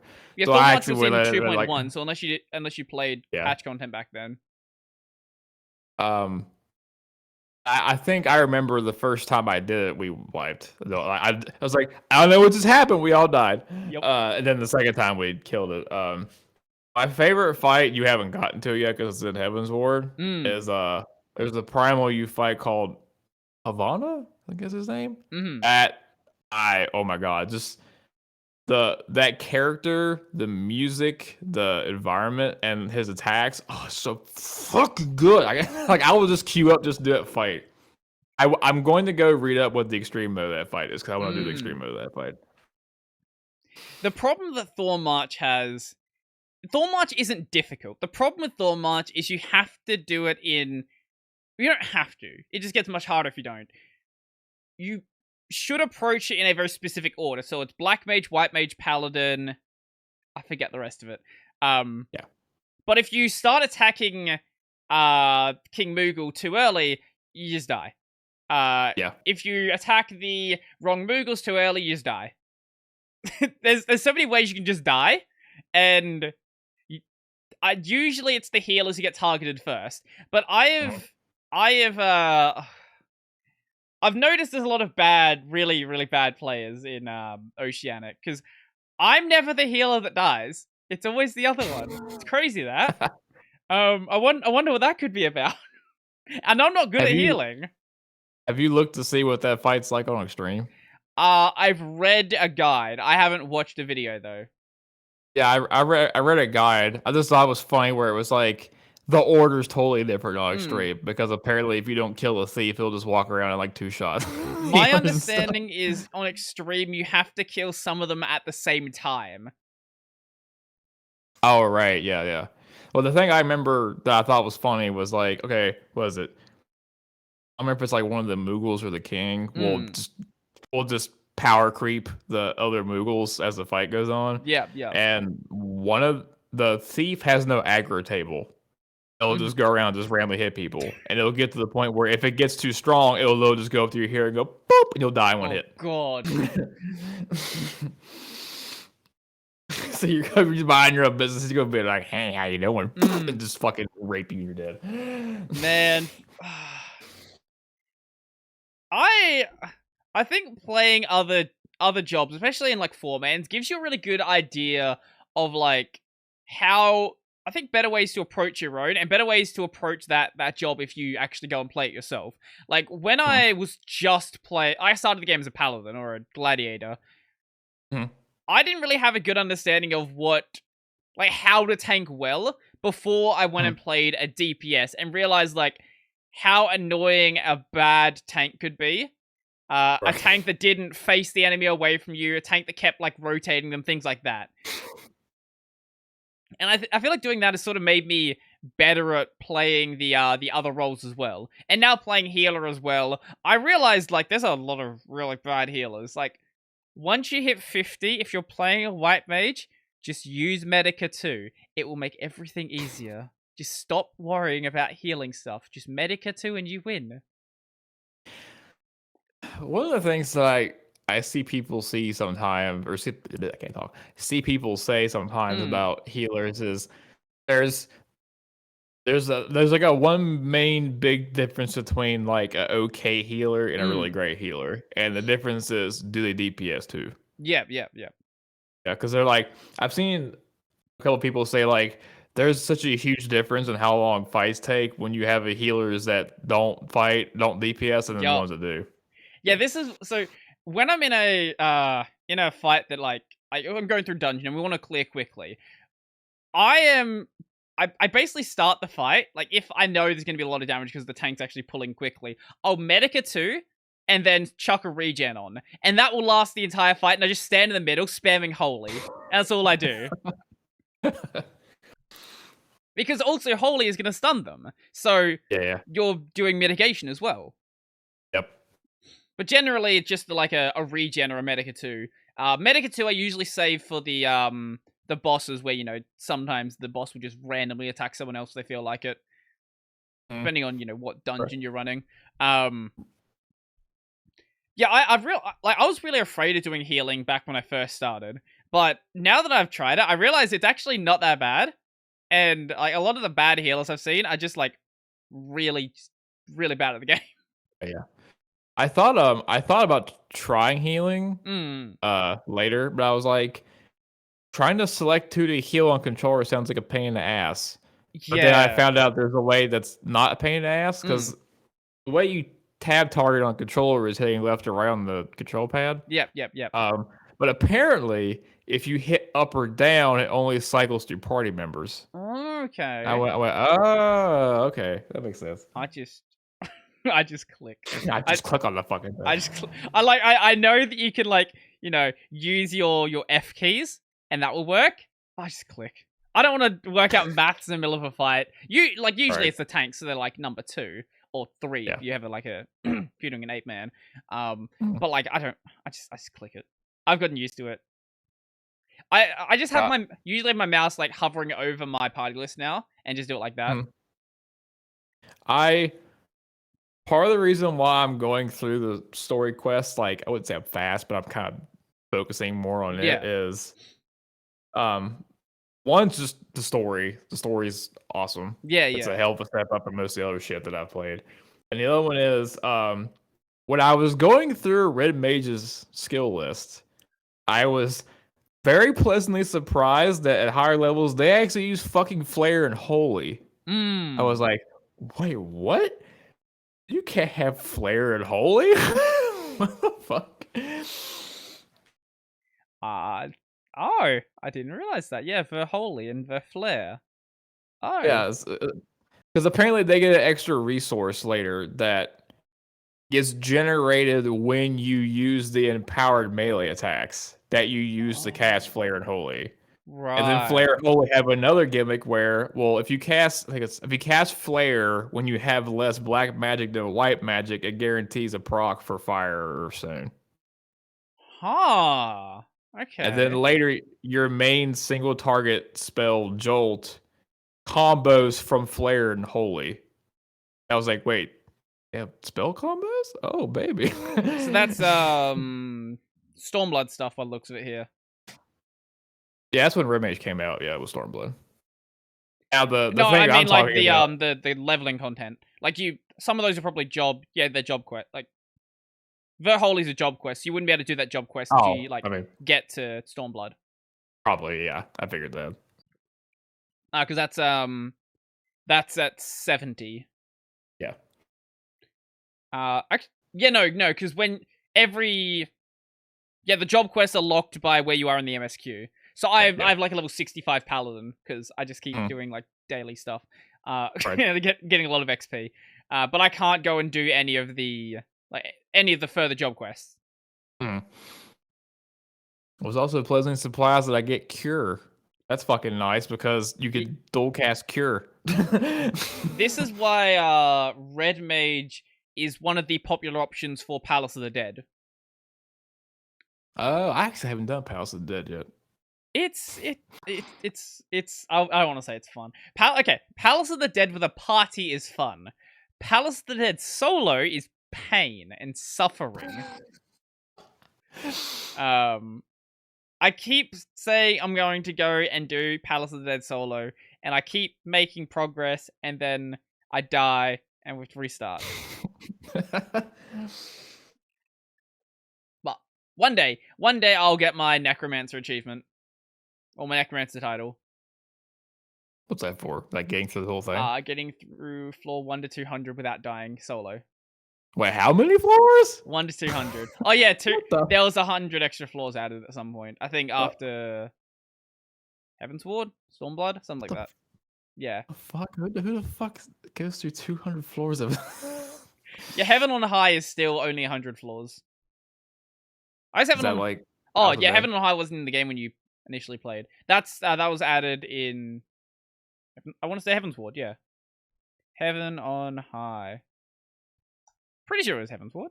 1 sec. It makes sense because it's heaven. Heaven. Yeah, I was about to say that. Heaven on High. Tell me when it was added. Damn it. I'm just gonna say Heaven's Water. Someone can correct me if I'm wrong. And there's a third deep dungeon coming out sometime. I think it's in part of the 6.x content. Oh, speaking of that, so how much have you interacted with like the housing system in that game? My FC had a house, and that is the extent of it. Oh, I also bought an apartment because when you transferred from one server to Oceanic, they refunded you the money plus the price of it. So you got like it's 500k gil for an apartment. So they just give you a mil gil back. Oh, okay. Thanks. Basically, they just injected hundreds of thousands of gil into the economy for all of the Australian players, which is great. Yes, you're saying. So, my wife is the reason why I started playing again because she started playing, and we just made our own free company. Yeah. And we're almost to the rank where we can get free company property. And I went, okay, how hard is it to get a plot? Apparently, it's a pain in the fucking dick. What server are you playing on? Right, what server am I? It's an RP server. It's an RP server. What data center is it? Primal? Oh, good fucking. Man, I wouldn't be touching housing until like the new fucking servers come out, to be honest. But yeah, you were saying housing's fucked. Yeah, well, say the reason why I think I saw a video about this. I can't remember where. So basically, the only way to get a plot now is you have to basically sit there for hours and hours and see if you can snipe when someone's house gets demolished because they haven't been into it. Yep. And unless you're one of the ones that can literally sit there for hours and do it, you ain't getting shit. But they're introducing like a lottery system because the Japanese love lotteries, and I don't understand it. But hey, it's cool. I like it. So, what do you think of the lottery? I've heard sort of mixed feelings about it. I think it solves the main issue, which is that people who literally can't sit there and can't fucking house plaques can actually have a chance to get a house. Yes, functioning human beings. Correct. Yes. Yes. Is that the best way to solve the problem? I'm not sure. I think it's a good idea to address the problem. I don't know if there's a better way you could do it. I really don't. Like, unless you just... I can't think of anything else you could do. Like, you maybe fight to the death? I don't know. I don't know if this is in the system. I think one of the things that might help, I don't know if this is part of the system already or not, is basically having let's say you're somebody who's put in for like 5 different houses and you've lost every single one. Well, every single time that you lose, you basically kind of get like a little bonus to the chance that you get picked next time. So basically the lottery system, but then you get like bonus tickets. Yeah. I don't think that's part of it, but I think that actually would be a good idea. Because that would then... it wouldn't guarantee, but it would definitely, what's the word? Preference? Yeah, preference. People have been trying to get a house for a while. Yeah. I think that could. Now, of course, there are people who wouldn't like that because the the person who puts their lottery in for the first time is going to be like, oh, I might have a chance, and then they're going to be like, well, no, I'm not, because somebody who's putting their lottery in has like the 10x multiplier because they've lost 10 lotteries already. Yeah. The thing with the lottery system though is you need to have all of the gil to go into the lottery. So if you have I don't know, but there's a bunch of house. Say you want to get a large house, you need to have, if you want the first class plot, 50 million gil for every single lottery you go into. Oh yeah, like you get the gil redeemed though. If you do get win, right? Yeah, you do get it back. But if you want to enter multiple lotteries, I think you need to have the money for each house, if I remember correctly. Otherwise, someone with a lot of gil could just put their money on everything and just get something. Yeah. I wasn't talking about somebody trying to like mass build that up all at once. I literally meant like, eventually somebody's gonna go put in for their lottery, not realizing they're gonna get fucked because somebody's putting in their lottery for the 20th time or some shit. Yeah, that makes sense. Yeah. I don't know, I'm happy with the FC house, and depending on where we get the house, I might just. So if you have an FC house, then you can actually buy an apartment in the FC. Yeah. But depending on where they get the house, I might just go and buy a separate apartment. I'm not sure where I want to get a place, but mine's going to be a very practical house. It's going to have the things I need, and that's it. That's all we need. You don't want to spend millions of gil buying novelty shit to put in? I should have taken screenshots of the FC house before we left, because holy shit, there was some crazy stuff. There was like one dude who had he had iron bars and then like mannequins inside the bars, and there was like a throne at the back of the room. I forget what it looks like. The person that my wife and I knew, which is the person that kind of talked us into playing again. He screenshotted one day where apparently he had just completely like decked out his private chamber, and how much money did he spend getting the stuff for it? It was like 20 million or something to get everything like from scratch, and I was like, well, I mean, okay, I guess you don't have anything else to spend the gil on, but sure. Yeah, housing and glamour are the true end game. Yeah. God, that is crazy. I barely have 3.25 million gil. I've enough to buy a bottom class small plot. I could do that and then not have the money to actually build the house on it. We have I think I have 600k, and that's literally just from story quest stuff. Yeah. My wife has, I think, 800k, which I'm surprised because she's been doing more crafting than anything, and she actually still buys stuff. Yeah. I think the main thing she started selling that was actually getting quite a bit of money was chocobo bardings. Huh. Yeah, that actually makes sense. Yeah. Apparently, Weaver can make chocobo bardings. Some of them. What? I didn't. Yeah, I can't be in Realm Reborn because I have a level 50 Weaver. Yeah, I think the one that she made, judging by the name of it and the look, is called the Orthodox barding.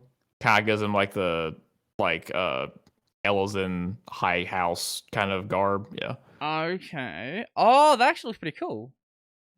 Now let's see, what level do we need for that one? 56. Okay, that makes sense. Yeah. That's not a very expensive thing to make either. It might just be because it's an RP server too. Like people will spend like obscene amount of money on aesthetic stuff. So like it doesn't take much to make it apparently, and she was selling it for like 80-90k a pop. Yeah. I'm gonna check how much it's worth on my server. Let's have a look. See here. I'm gonna guess because pricing on Sephiroth is broken. No one's selling it. Okay, there's one. There's two have sold for 65k.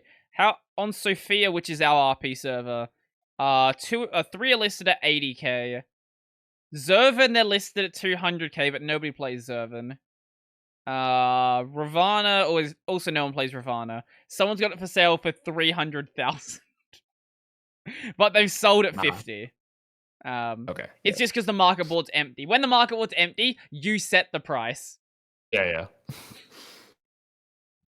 You know, RP items and glamour items are the ones that typically sell for a lot. Like, no one cares about leveling gear. Like, that's... Well, especially like Realm Reborn or Heaven's Ward leveling gear. Like, you get through it so quickly that it doesn't matter. But glamour?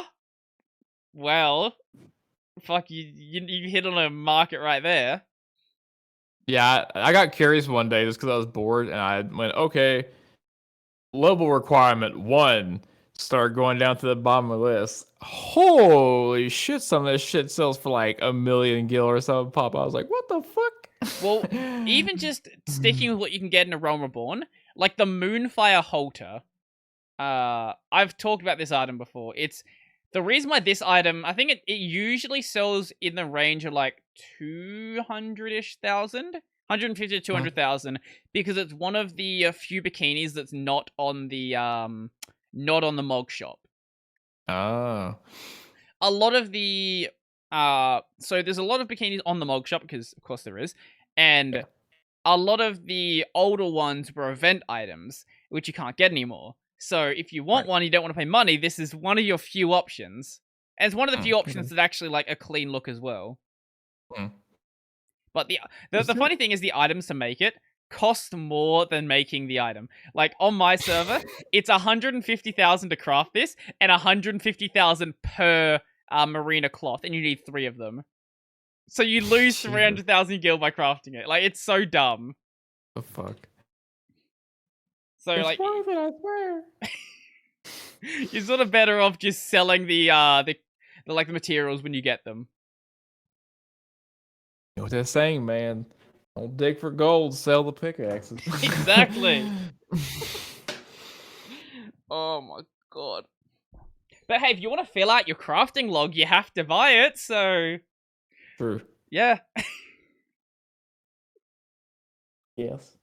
You planning to swap from Red Mage after you finish off Heaven's Ward, or...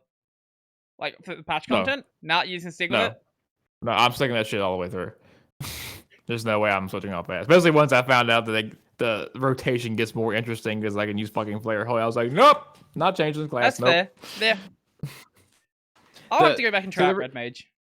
The reason why I picked it, like, without knowing anything about it was... have you ever played, like, other Final Fantasy games? I've played 10. I've played a bit of a couple others. And the ones where jobs are a thing, Red Mage was always one of my favorite jobs. Yep. Just because of the aesthetic. And I think this makes more sense now. I like the fact that they were jack of trades. You know, they were decent melee, decent white, decent black. And knowing what I know about myself now, I think that makes sense because I'm a generalist, so I guess it makes sense that I would gravitate towards a generalist job. That makes sense. Yeah. I think the aesthetic is certainly cool. I'll agree with that. I think suave ass plumed hat. The problem with the Red Mage aesthetic is I think in some cases, especially with like if you've seen the Endwalker job gear, they're a little bit too constricted by what the style is. Like the job gear for for Endwalker is it's not bad, but it's just like it's just more Red Mage job gear. Right. Whereas I'm guessing it's like, oh, it's another version of a plumed hat with a overcoat with a... Yeah. I'll see what I'm finding. Endwalker job gear. Here. Yeah, here we go. Okay, there we go. Oh, there you go. I closed it. Like, it's not bad by any means, but it's just like, it's a Red Mage. Really? It looks very underwhelming for... Yeah. I mean, it looks nice, but yeah, that's... The thing that bugs me because that's not even that much different than the fucking gear you get when you first get red mage. But like, you take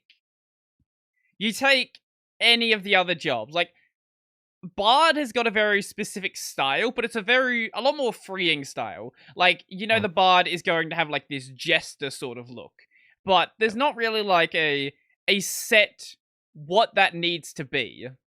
I think whenever I was doing some like very basic glam stuff while I was leveling for that class, I didn't know I didn't stick to the whole like my overcoat and plumed hat thing. Yeah, I kind of stuck more to like this.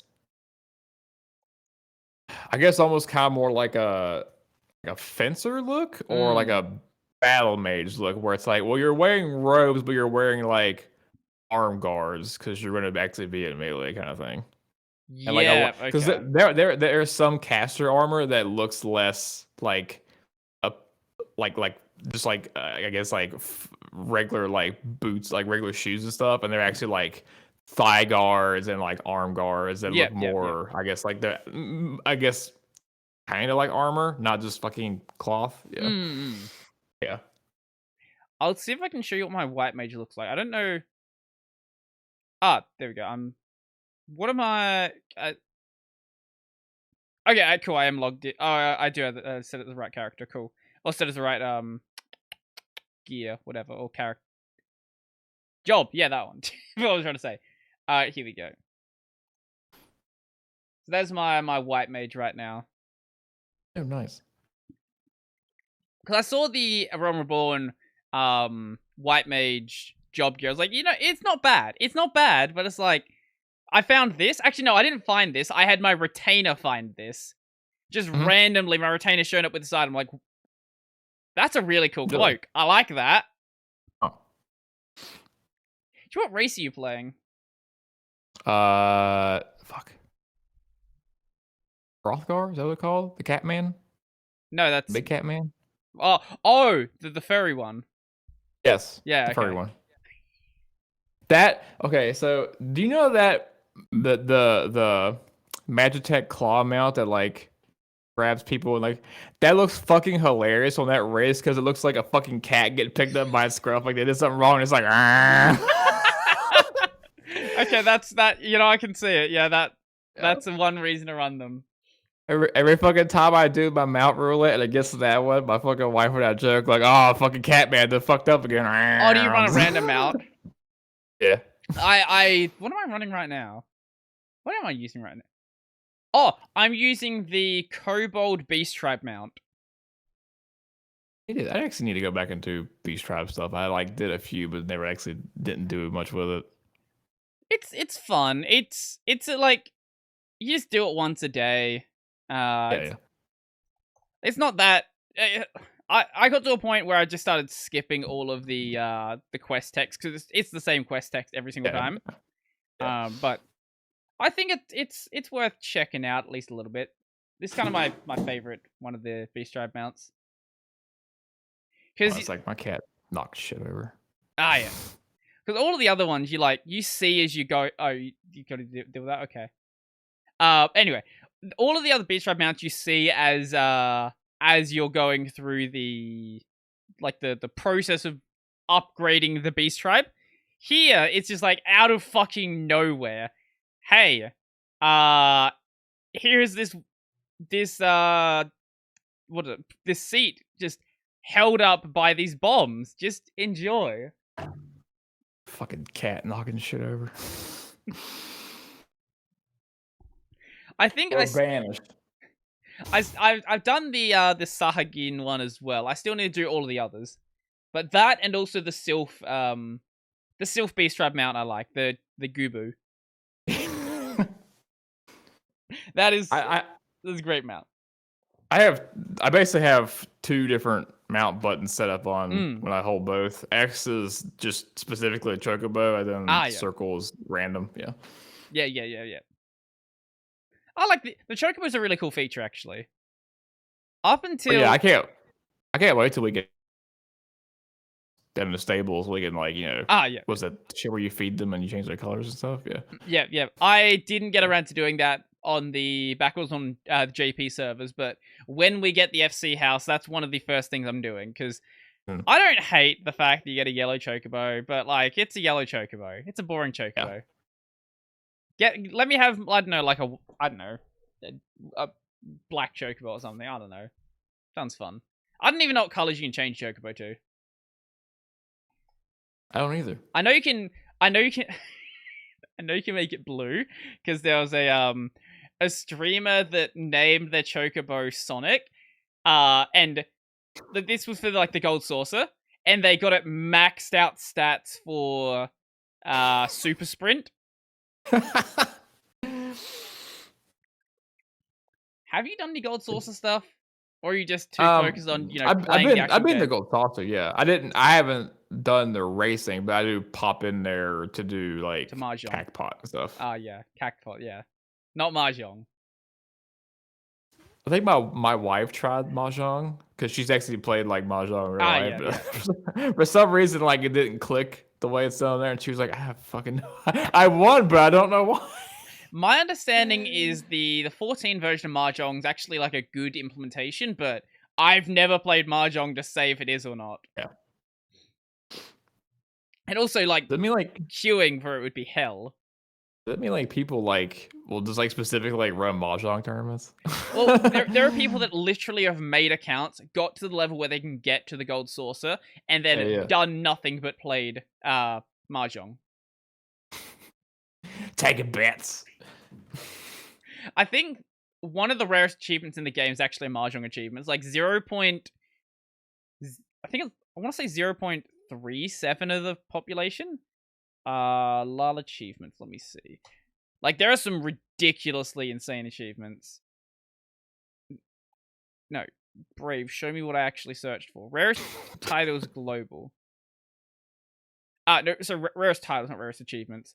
It's probably something rarer. So the rarest title right now is The Luckiest of Ladies. That's not a very exciting one. Second rarest one is from Palace of the Dead. So you know how in Palace of the Dead you can get the Accursed Horde? Those like chests that hidden on the ground, yeah. 26 players in the entire game have this, or 26 characters. Discover 10,000 pieces of Accursed Horde. Good God. Where's Mahjong Master? I want to say 568 players have this one. Achieve a Mahjong rating of 2,000, which means you have to play a lot of Mahjong and actually be good at Mahjong. Damn. Which, good luck with that one. Yeah. Good luck finding enough players to play Mahjong. Oh, I sprung this one on you last second. Do you want to hear about my experience working on fucking Friday Night Funkin' mod? Yeah, let me know what's going on here. Okay, first, do you know what Friday Night Funkin' is? Not a clue.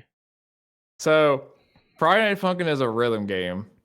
Kind of synonymous with like DDR, where you hit arrows and sync with the I know what this stuff. game is. Okay, I just didn't know the name. Okay, yeah.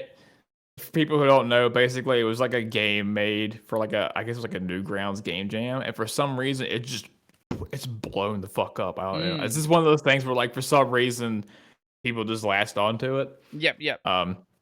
The base game's source code is open source. Oh. So people have been modding it. Now, when I say modding, the game itself does not support mods. The mods are literally just you fork the code base, replace the assets, change the code, and ta-da! Now it's your mod. Yeah, sure. Yeah.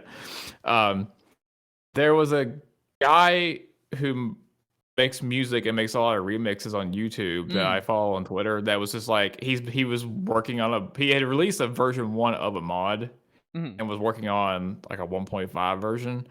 Apparently, he was having a really hard time finding coders for it, and I just DM'd him and I was like, "Hey, I can help you probably. I have to figure out what the fuck I'm doing, but I can probably help you out." When I came in, I didn't get to do a whole lot because it was mostly done. I mostly just did like some cleanup stuff. But God, learning that tool that game's built in is a little little What janky. language is it? What tool is it? It's called Haxflixel, which is basically this kind of like this library that wraps a couple of things. One's called Hax, which is basically like a stack language that gets cross compiled in other languages. Oh, there we go. And then yeah, and Flixel's kind of like a thing for like it's like a little game framework kind of thing. So it basically just kind of combines those two things. Uh-huh.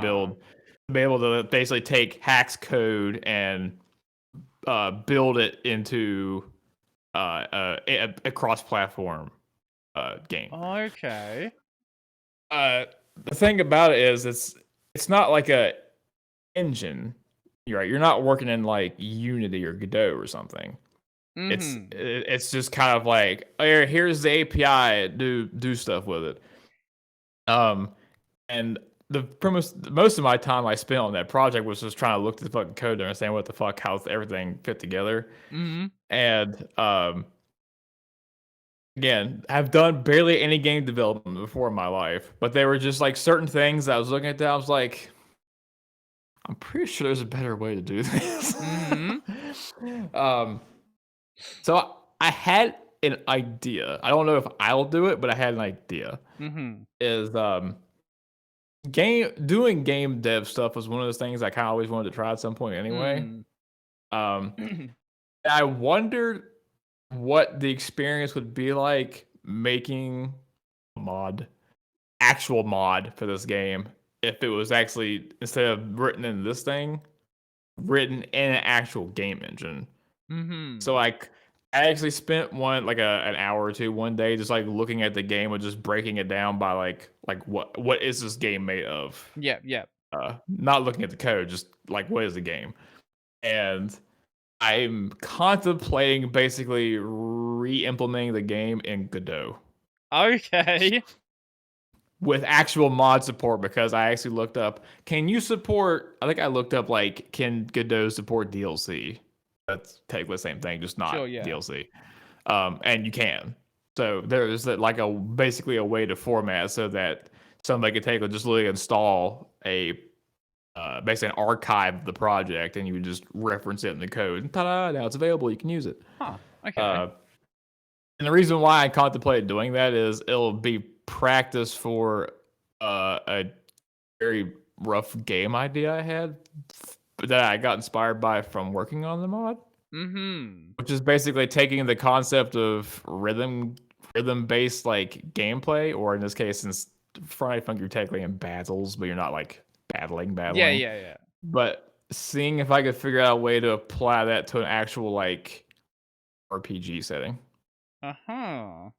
Where the enemies have songs that you have to do when you encounter the enemies. Short, obviously. Yeah. But then you can unlock stuff like special arrows that do things when you hit them and things like that.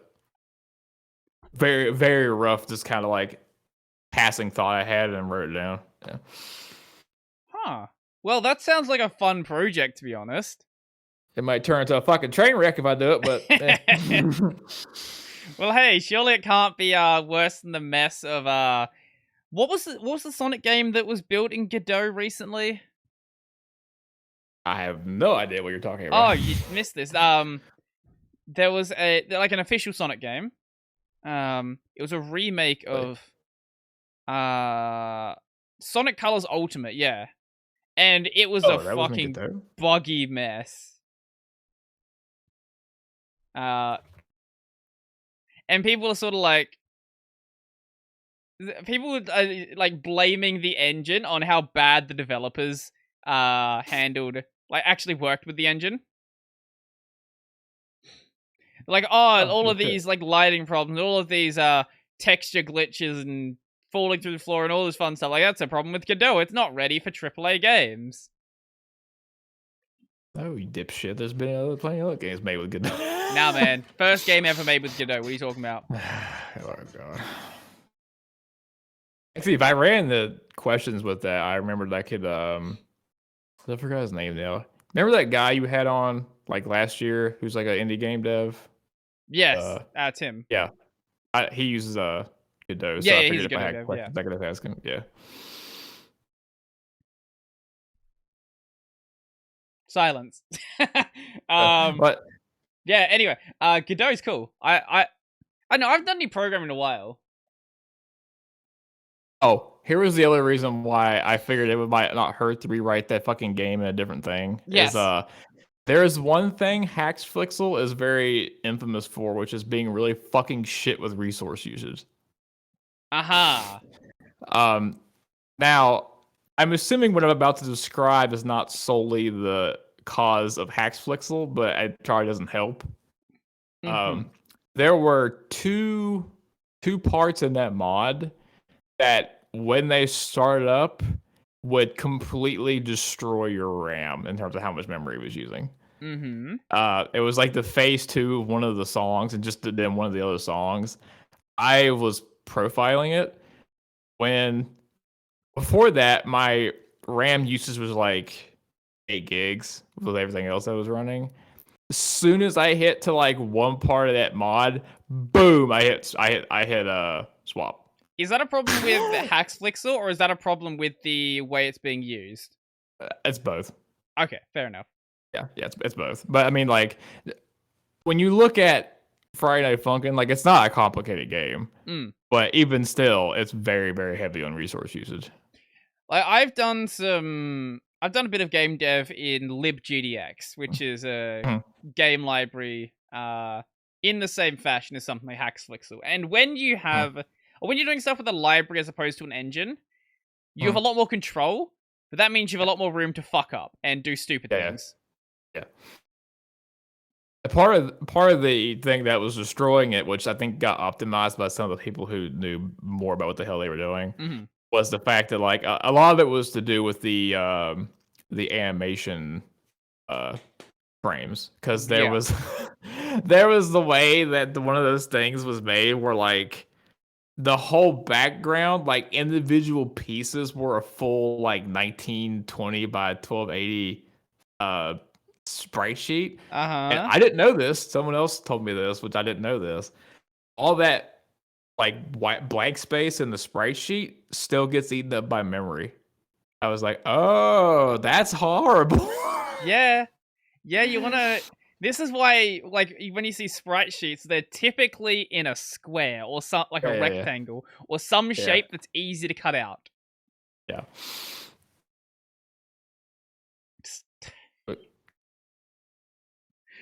2D games, the skill set you need for 2D games are very different from 3D games. I don't know if you would call them harder.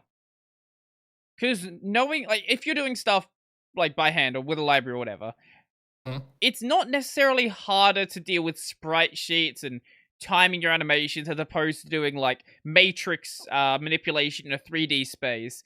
But it's a different skill set that if you try to go into it without having, it's not going to be a good time. One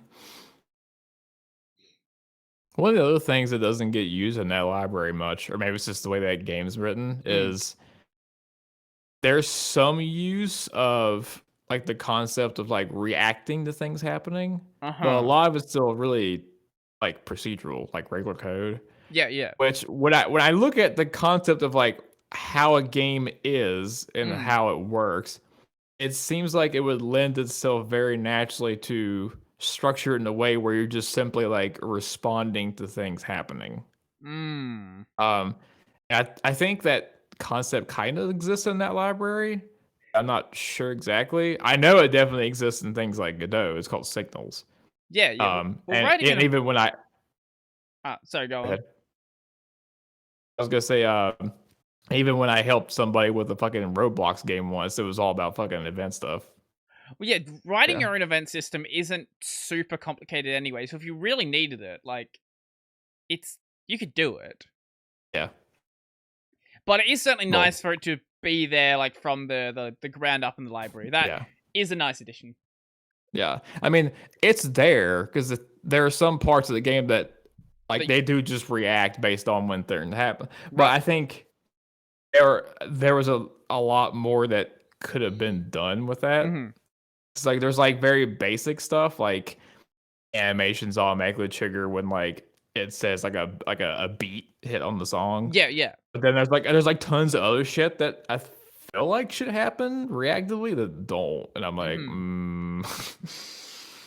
Well, you said it was made from like a game jam or something years ago. Yeah, I mean, So like, it's been obviously been it's updated. been yeah, it's been updated, and there are engines of it, which the engine's basically like somebody took the base game, refactored it, added in features without actually like modding it, like you're changing stuff, and that becomes like, what was it?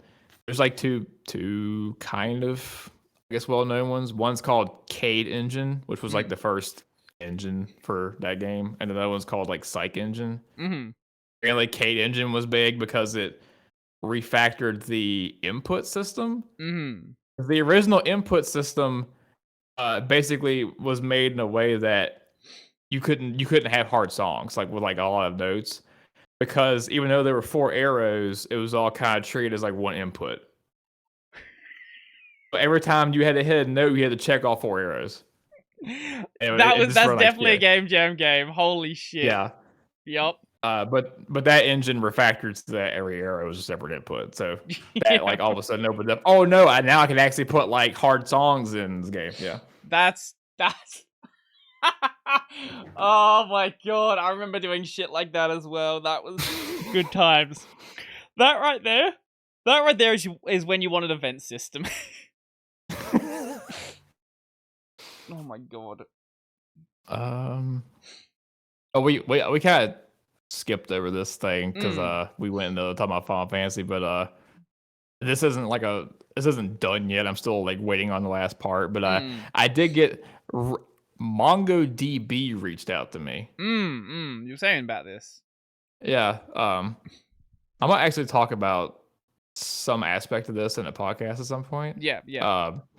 Because what it is they have something called MongoDB University, which is basically like their resource for learning how to use their stuff. The guy who's like, I guess, like the head over the what they call curriculum engineers. Yeah. Apparently just found my YouTube channel one day and watched the videos, and then got a hold of their talent recruiter, and it was like, hey, can you get a hold of this guy? I want to talk to him. And apparently the reason why they were interested is, so if you go to it now and go through any of the courses, it's very university format. Right. Okay. And I even like commented about that when I was in one of the interviews, because I was like, I wanted to see what you all did, and I was like, and I even said like, are you sure you want, like, my style is very different than this, because I said, and I'll be blunt with you, and I don't mean no disrespect. I was going through one of the curriculums, and I was about 30 seconds into one of the videos, and I fell asleep. Because it seriously felt like I was sitting back in college. And any class I had back in college that wasn't taught by like a full, like a 1 or 2 professors, every single other ones, the way they taught was so fucking boring, I couldn't stay awake in class for 5 minutes. Yeah, I know the feeling. Yeah. But apparently they're trying to shift more to this, moving away from this like big bulky university style to the more, I guess you would say, like Infotainment? not infotainment, but just more like very, very like directed, small compartmentalized lessons. Right. Okay. Again, something much more SEO friendly, like instead of like a big MongoDB administration course, it's just, how do I install MongoDB on this? Yeah. How do I set up? Yeah, just very, very specific little things that are more in line with how I usually did videos anyway, or how people who do YouTube usually do videos, I guess. Yeah. Yeah, that sounds really cool, actually. Yeah, and I'm pretty sure if they give me a job offer, I'm jumping the fuck over there really fast, because you're not super attached to your current position. I'm not attached to any fucking company. Yeah, fair enough. I didn't tell you about this. I actually got into my first fucking Reddit argument about that, actually. Oh, stop arguing on Reddit. Don't do that. Bad idea. Yeah. The only reason I did it was, it was on the Go subreddit. Somebody asked like something about how feasible it was to get a job with Go's their first job or something. Or no, they were saying like, oh, they had been job searching for I think it was a couple of months or something, and they just hadn't had really good luck. And they linked their stuff. But one of the people responded, the first half of their feedback, great. Sure. Second half of their feedback, I thought was fucking garbage. Because the first half was like about the projects, how they like weren't, they didn't seem to like line up with what he was looking for job wise. Sure, yeah. Everything I said, yep, okay, that all makes sense. Second part was like they were critiquing about the fact the guy said that he would apply for like 15 jobs a week. And I was like, they're like, no, this is your problem. You're diluting your efforts too much. You need to like hone in on like 2 or 3 companies you really want to work for. And like, I've heard this idea before. Yeah. And I was like, no, God, please, no, don't fucking do this. Like I'm not gonna like repeat the entire fucking thing, but my thing was like, no, don't do this. Figure out exactly more or less what you're trying to get a base resume based around that. And then as you find postings that you think are attractive, you just start going, you just start handing that shit like you're tipping fucking strippers with $1 bills. And if you hear back from one, you go, okay, would I want to work with these people? Look at their stuff. Yes. Okay. Do an interview. No. Tell them no or ghost them, whatever you want to do. Yeah. I've been ghosted enough times. I just ghost fucking assholes now at this point. And apparently they didn't like my rebuttal of their take, and we kind of went back and forth and said some rude shit to each other. Actually, I said some rude shit about their company. I didn't actually say rude shit about them. Oh. No, I've heard this idea before where it's like, you want to treat each company as a special thing. You want to show the company that you want to work for them, and you don't just want to work for anyone. You just want to be at this company and show how much you value them. No. I hate that mentality. The reason why I hate that mentality is because to me, when I hear that, and I think it's reflected on the personality of people I usually see give that advice, you're putting the company up on a pedestal like there's some kind of like higher being or like a royalty or something. Like you have to kiss their ass to get a job. It's like, no, motherfucker, it's an exchange of value. You're giving them your skills, your time, your expertise to generate them more money, supposedly, theoretically, hopefully, and in turn they're giving you money and like chances to learn shit. That's all it is. I don't get this whole thing where you're like, oh, we're part of a bigger family. We have a larger purpose. No, motherfucker, what the? Not your family. They're gonna drop your ass like a heartbeat as soon as you're not useful anymore. You know, there's a part of me that's like, maybe I should actually like go, get a corporate job, make money and all that fun stuff. And I'm like, you know what? I'm good. As long as I can make this work, I'm good. At any point, I can sit down for like, I don't know, 6 months, a year, build a portfolio, go do dev work, and, go from there. But if I can avoid doing that for a while, I'm gonna do so. Yeah, if you DM'd me randomly one day and was like, I think I'm considering getting a job, actually, I'd be like, are you fucking high as fuck? Like, you already have like the groundwork built to get to the point where you won't even have to worry about that shit in the first place, like probably like in the next couple years. Yeah, there's this, like, that sometimes along the journey you're like, I don't see the destination, but I think probably in the past like 6 or so months, I see where this is going. And it hasn't really slowed down in any extent, really. If in fact, in many cases, it's sort of sped up. And I've seen where like some of the big Linux channels are now, which like when I first joined, like you didn't see like there was like 1 or 2 channels above 100K, like Luke and like some of the distro review channels. But I would drive myself insane if I did distro reviews. Like, what distro is better? Ubuntu or Lubuntu? Lubuntu or Ubuntu? Like, shut up. I don't want to do this. So ignore those channels. For like the people who do like desktop-y stuff, now there's a lot of channels that are hitting 200, some like 300k in the extreme cases. So there's clearly a audience that is developing here at a relatively rapid rate. Yeah. Yeah, I think as long as you keep doing what you're doing, you'll be fine. Yeah. You'll be, you won't even have to really think about getting a fucking job after a couple years, I don't feel like. Well, that'd be nice. I would enjoy that. But we'll see what happens as time progresses. I'm enjoying what I'm doing right now, and if I ever like hate it, I'm not going to just keep, forcing myself to do it. But for now, at least, I like it. I like it, and I'm going to keep doing it. I mean, you could always, at some point, you could always take that angle where if you actually get a channel, if your channel gets to the point where it has, I don't know, like 50,000, 100,000 subscribers, you can always do that. Hey, do you want to build a successful YouTube channel like I did? I've seen some of those channels that don't have successful channels.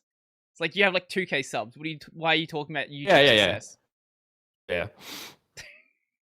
Like, obviously, you have to start doing that at some point, but like, build a channel before you start talking about success. Like, otherwise, all you're doing is just like, I know what you're saying. You're repeating the same things that like, all of the other channels have said, and you've got nothing really of value here. Maybe you're actually good at presenting, but in that case, like, show me what you can present that isn't this. Yeah. Also, make it not Bitcoin. Like, don't try to show me crypto. Anyway, we should probably be ending off the podcast. We've actually passed over 2 hours now. Oh no, gone over time. Now it's all good. I've got other videos to record today anyway. But we should do this again at some point, not super far into the future. Unlike when were you last on the show? I don't even know. It wasn't that long ago. It was like, what, maybe a month or two ago? It's definitely longer. It's fairly recent. It was fairly recent. Was it? I don't know. It was longer. I mean, my sense of time might just get a little screwed up right now, but it wasn't that long ago. Donald, there's a picture of you. When was this? This was. Give me the date. YouTube. How do you work? I don't. December 5th.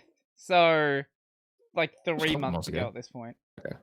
It's not that long. Could be longer for sure, but it was still quite a while ago. I was gonna tell you that if while you're doing the episodes, if like I don't know, you just get tired of doing like singles all the time, I wouldn't mind just being like a default person to hop on. Yeah, I've had a few people mention that to me, that they'd be up for that. I don't know. I think it would be good to do more of the like having like a second person on. Oh yeah, of course. But yeah, I'll think about that. Yeah, maybe you guys will see Donald more often. I don't know. Depending on what time constraints are like or anything like that. I don't know how good this time is for you, like normally, or if it's just. Oh, that's fine. This is always good for you. Yeah, pretty much. Well, we'll see what happens in the future then. I've got some people I do want to bring on, so I will actually. I keep meaning to talk to because I've talked to him before, just haven't asked him to be on the podcast. Nick from the Linux Experiment. I think he'd be a really fun guy to talk to. Probably, yeah. I will see what happens, and if not, as I said, I guess you'll come back at some point. Hopefully not 3 months from now. Maybe. But you just don't want to. Unless you get too sucked into Heaven's Ward. And then, well, no, you're done with Heaven's Ward, so Stormblood. Everything else after that. Yeah, and the Shadowbringers, and then Endwalker. Look, by the time I get to Endwalker, I wouldn't be surprised if, like, if the next expansion's out, to be honest. I'm taking it slow and steady. Very slow and steady. Anyway, where can people find you, your podcast, whatever it is you wanna shout out? You can find me on YouTube. You can just look for Donald Feury. It should show up pretty much immediately. If you're looking for videos on Go mostly and weird shit I did with FFmpeg a while back, There's a lot of blog. I have a personal website, donaldfeury.xyz, which just has blog posts that are basically written versions of a lot of the videos, and the podcast where we talk about like technology career stuff is off the clock. Does that have a website of its own, or is it just on podcast apps? It's just Anchor. Okay, I will leave a link to the Anchor in the description down below. Yeah. Then. Cool. Actually, anything else? That it? That's it. Awesome. As for me, main channel, Brody Robinson, gaming channel, Brody Robinson plays, playing Kingdom Hearts 2. Yeah, I got my words mixed up. Brody Robinson plays, playing Kingdom Hearts 2 now, and also Hollow Knight. Also, whenever I feel like throwing it in, I guess we'll play some more Needy Streamer Overdose, because I want to kill this streamer more times. It's fun. Make her overdose a couple times. It's a good game. I enjoy it. Anyway, podcast video version, if you're watching, if you're listening to audio, is available. Video version, yes. YouTube, Odyssey, that places, yes. I forgot my outro. I don't have an outro. I just make it up as I go. And audio version is available whenever you can find podcasts. Same with your podcast, probably in more places. Yeah. Yep. Awesome. Any final words?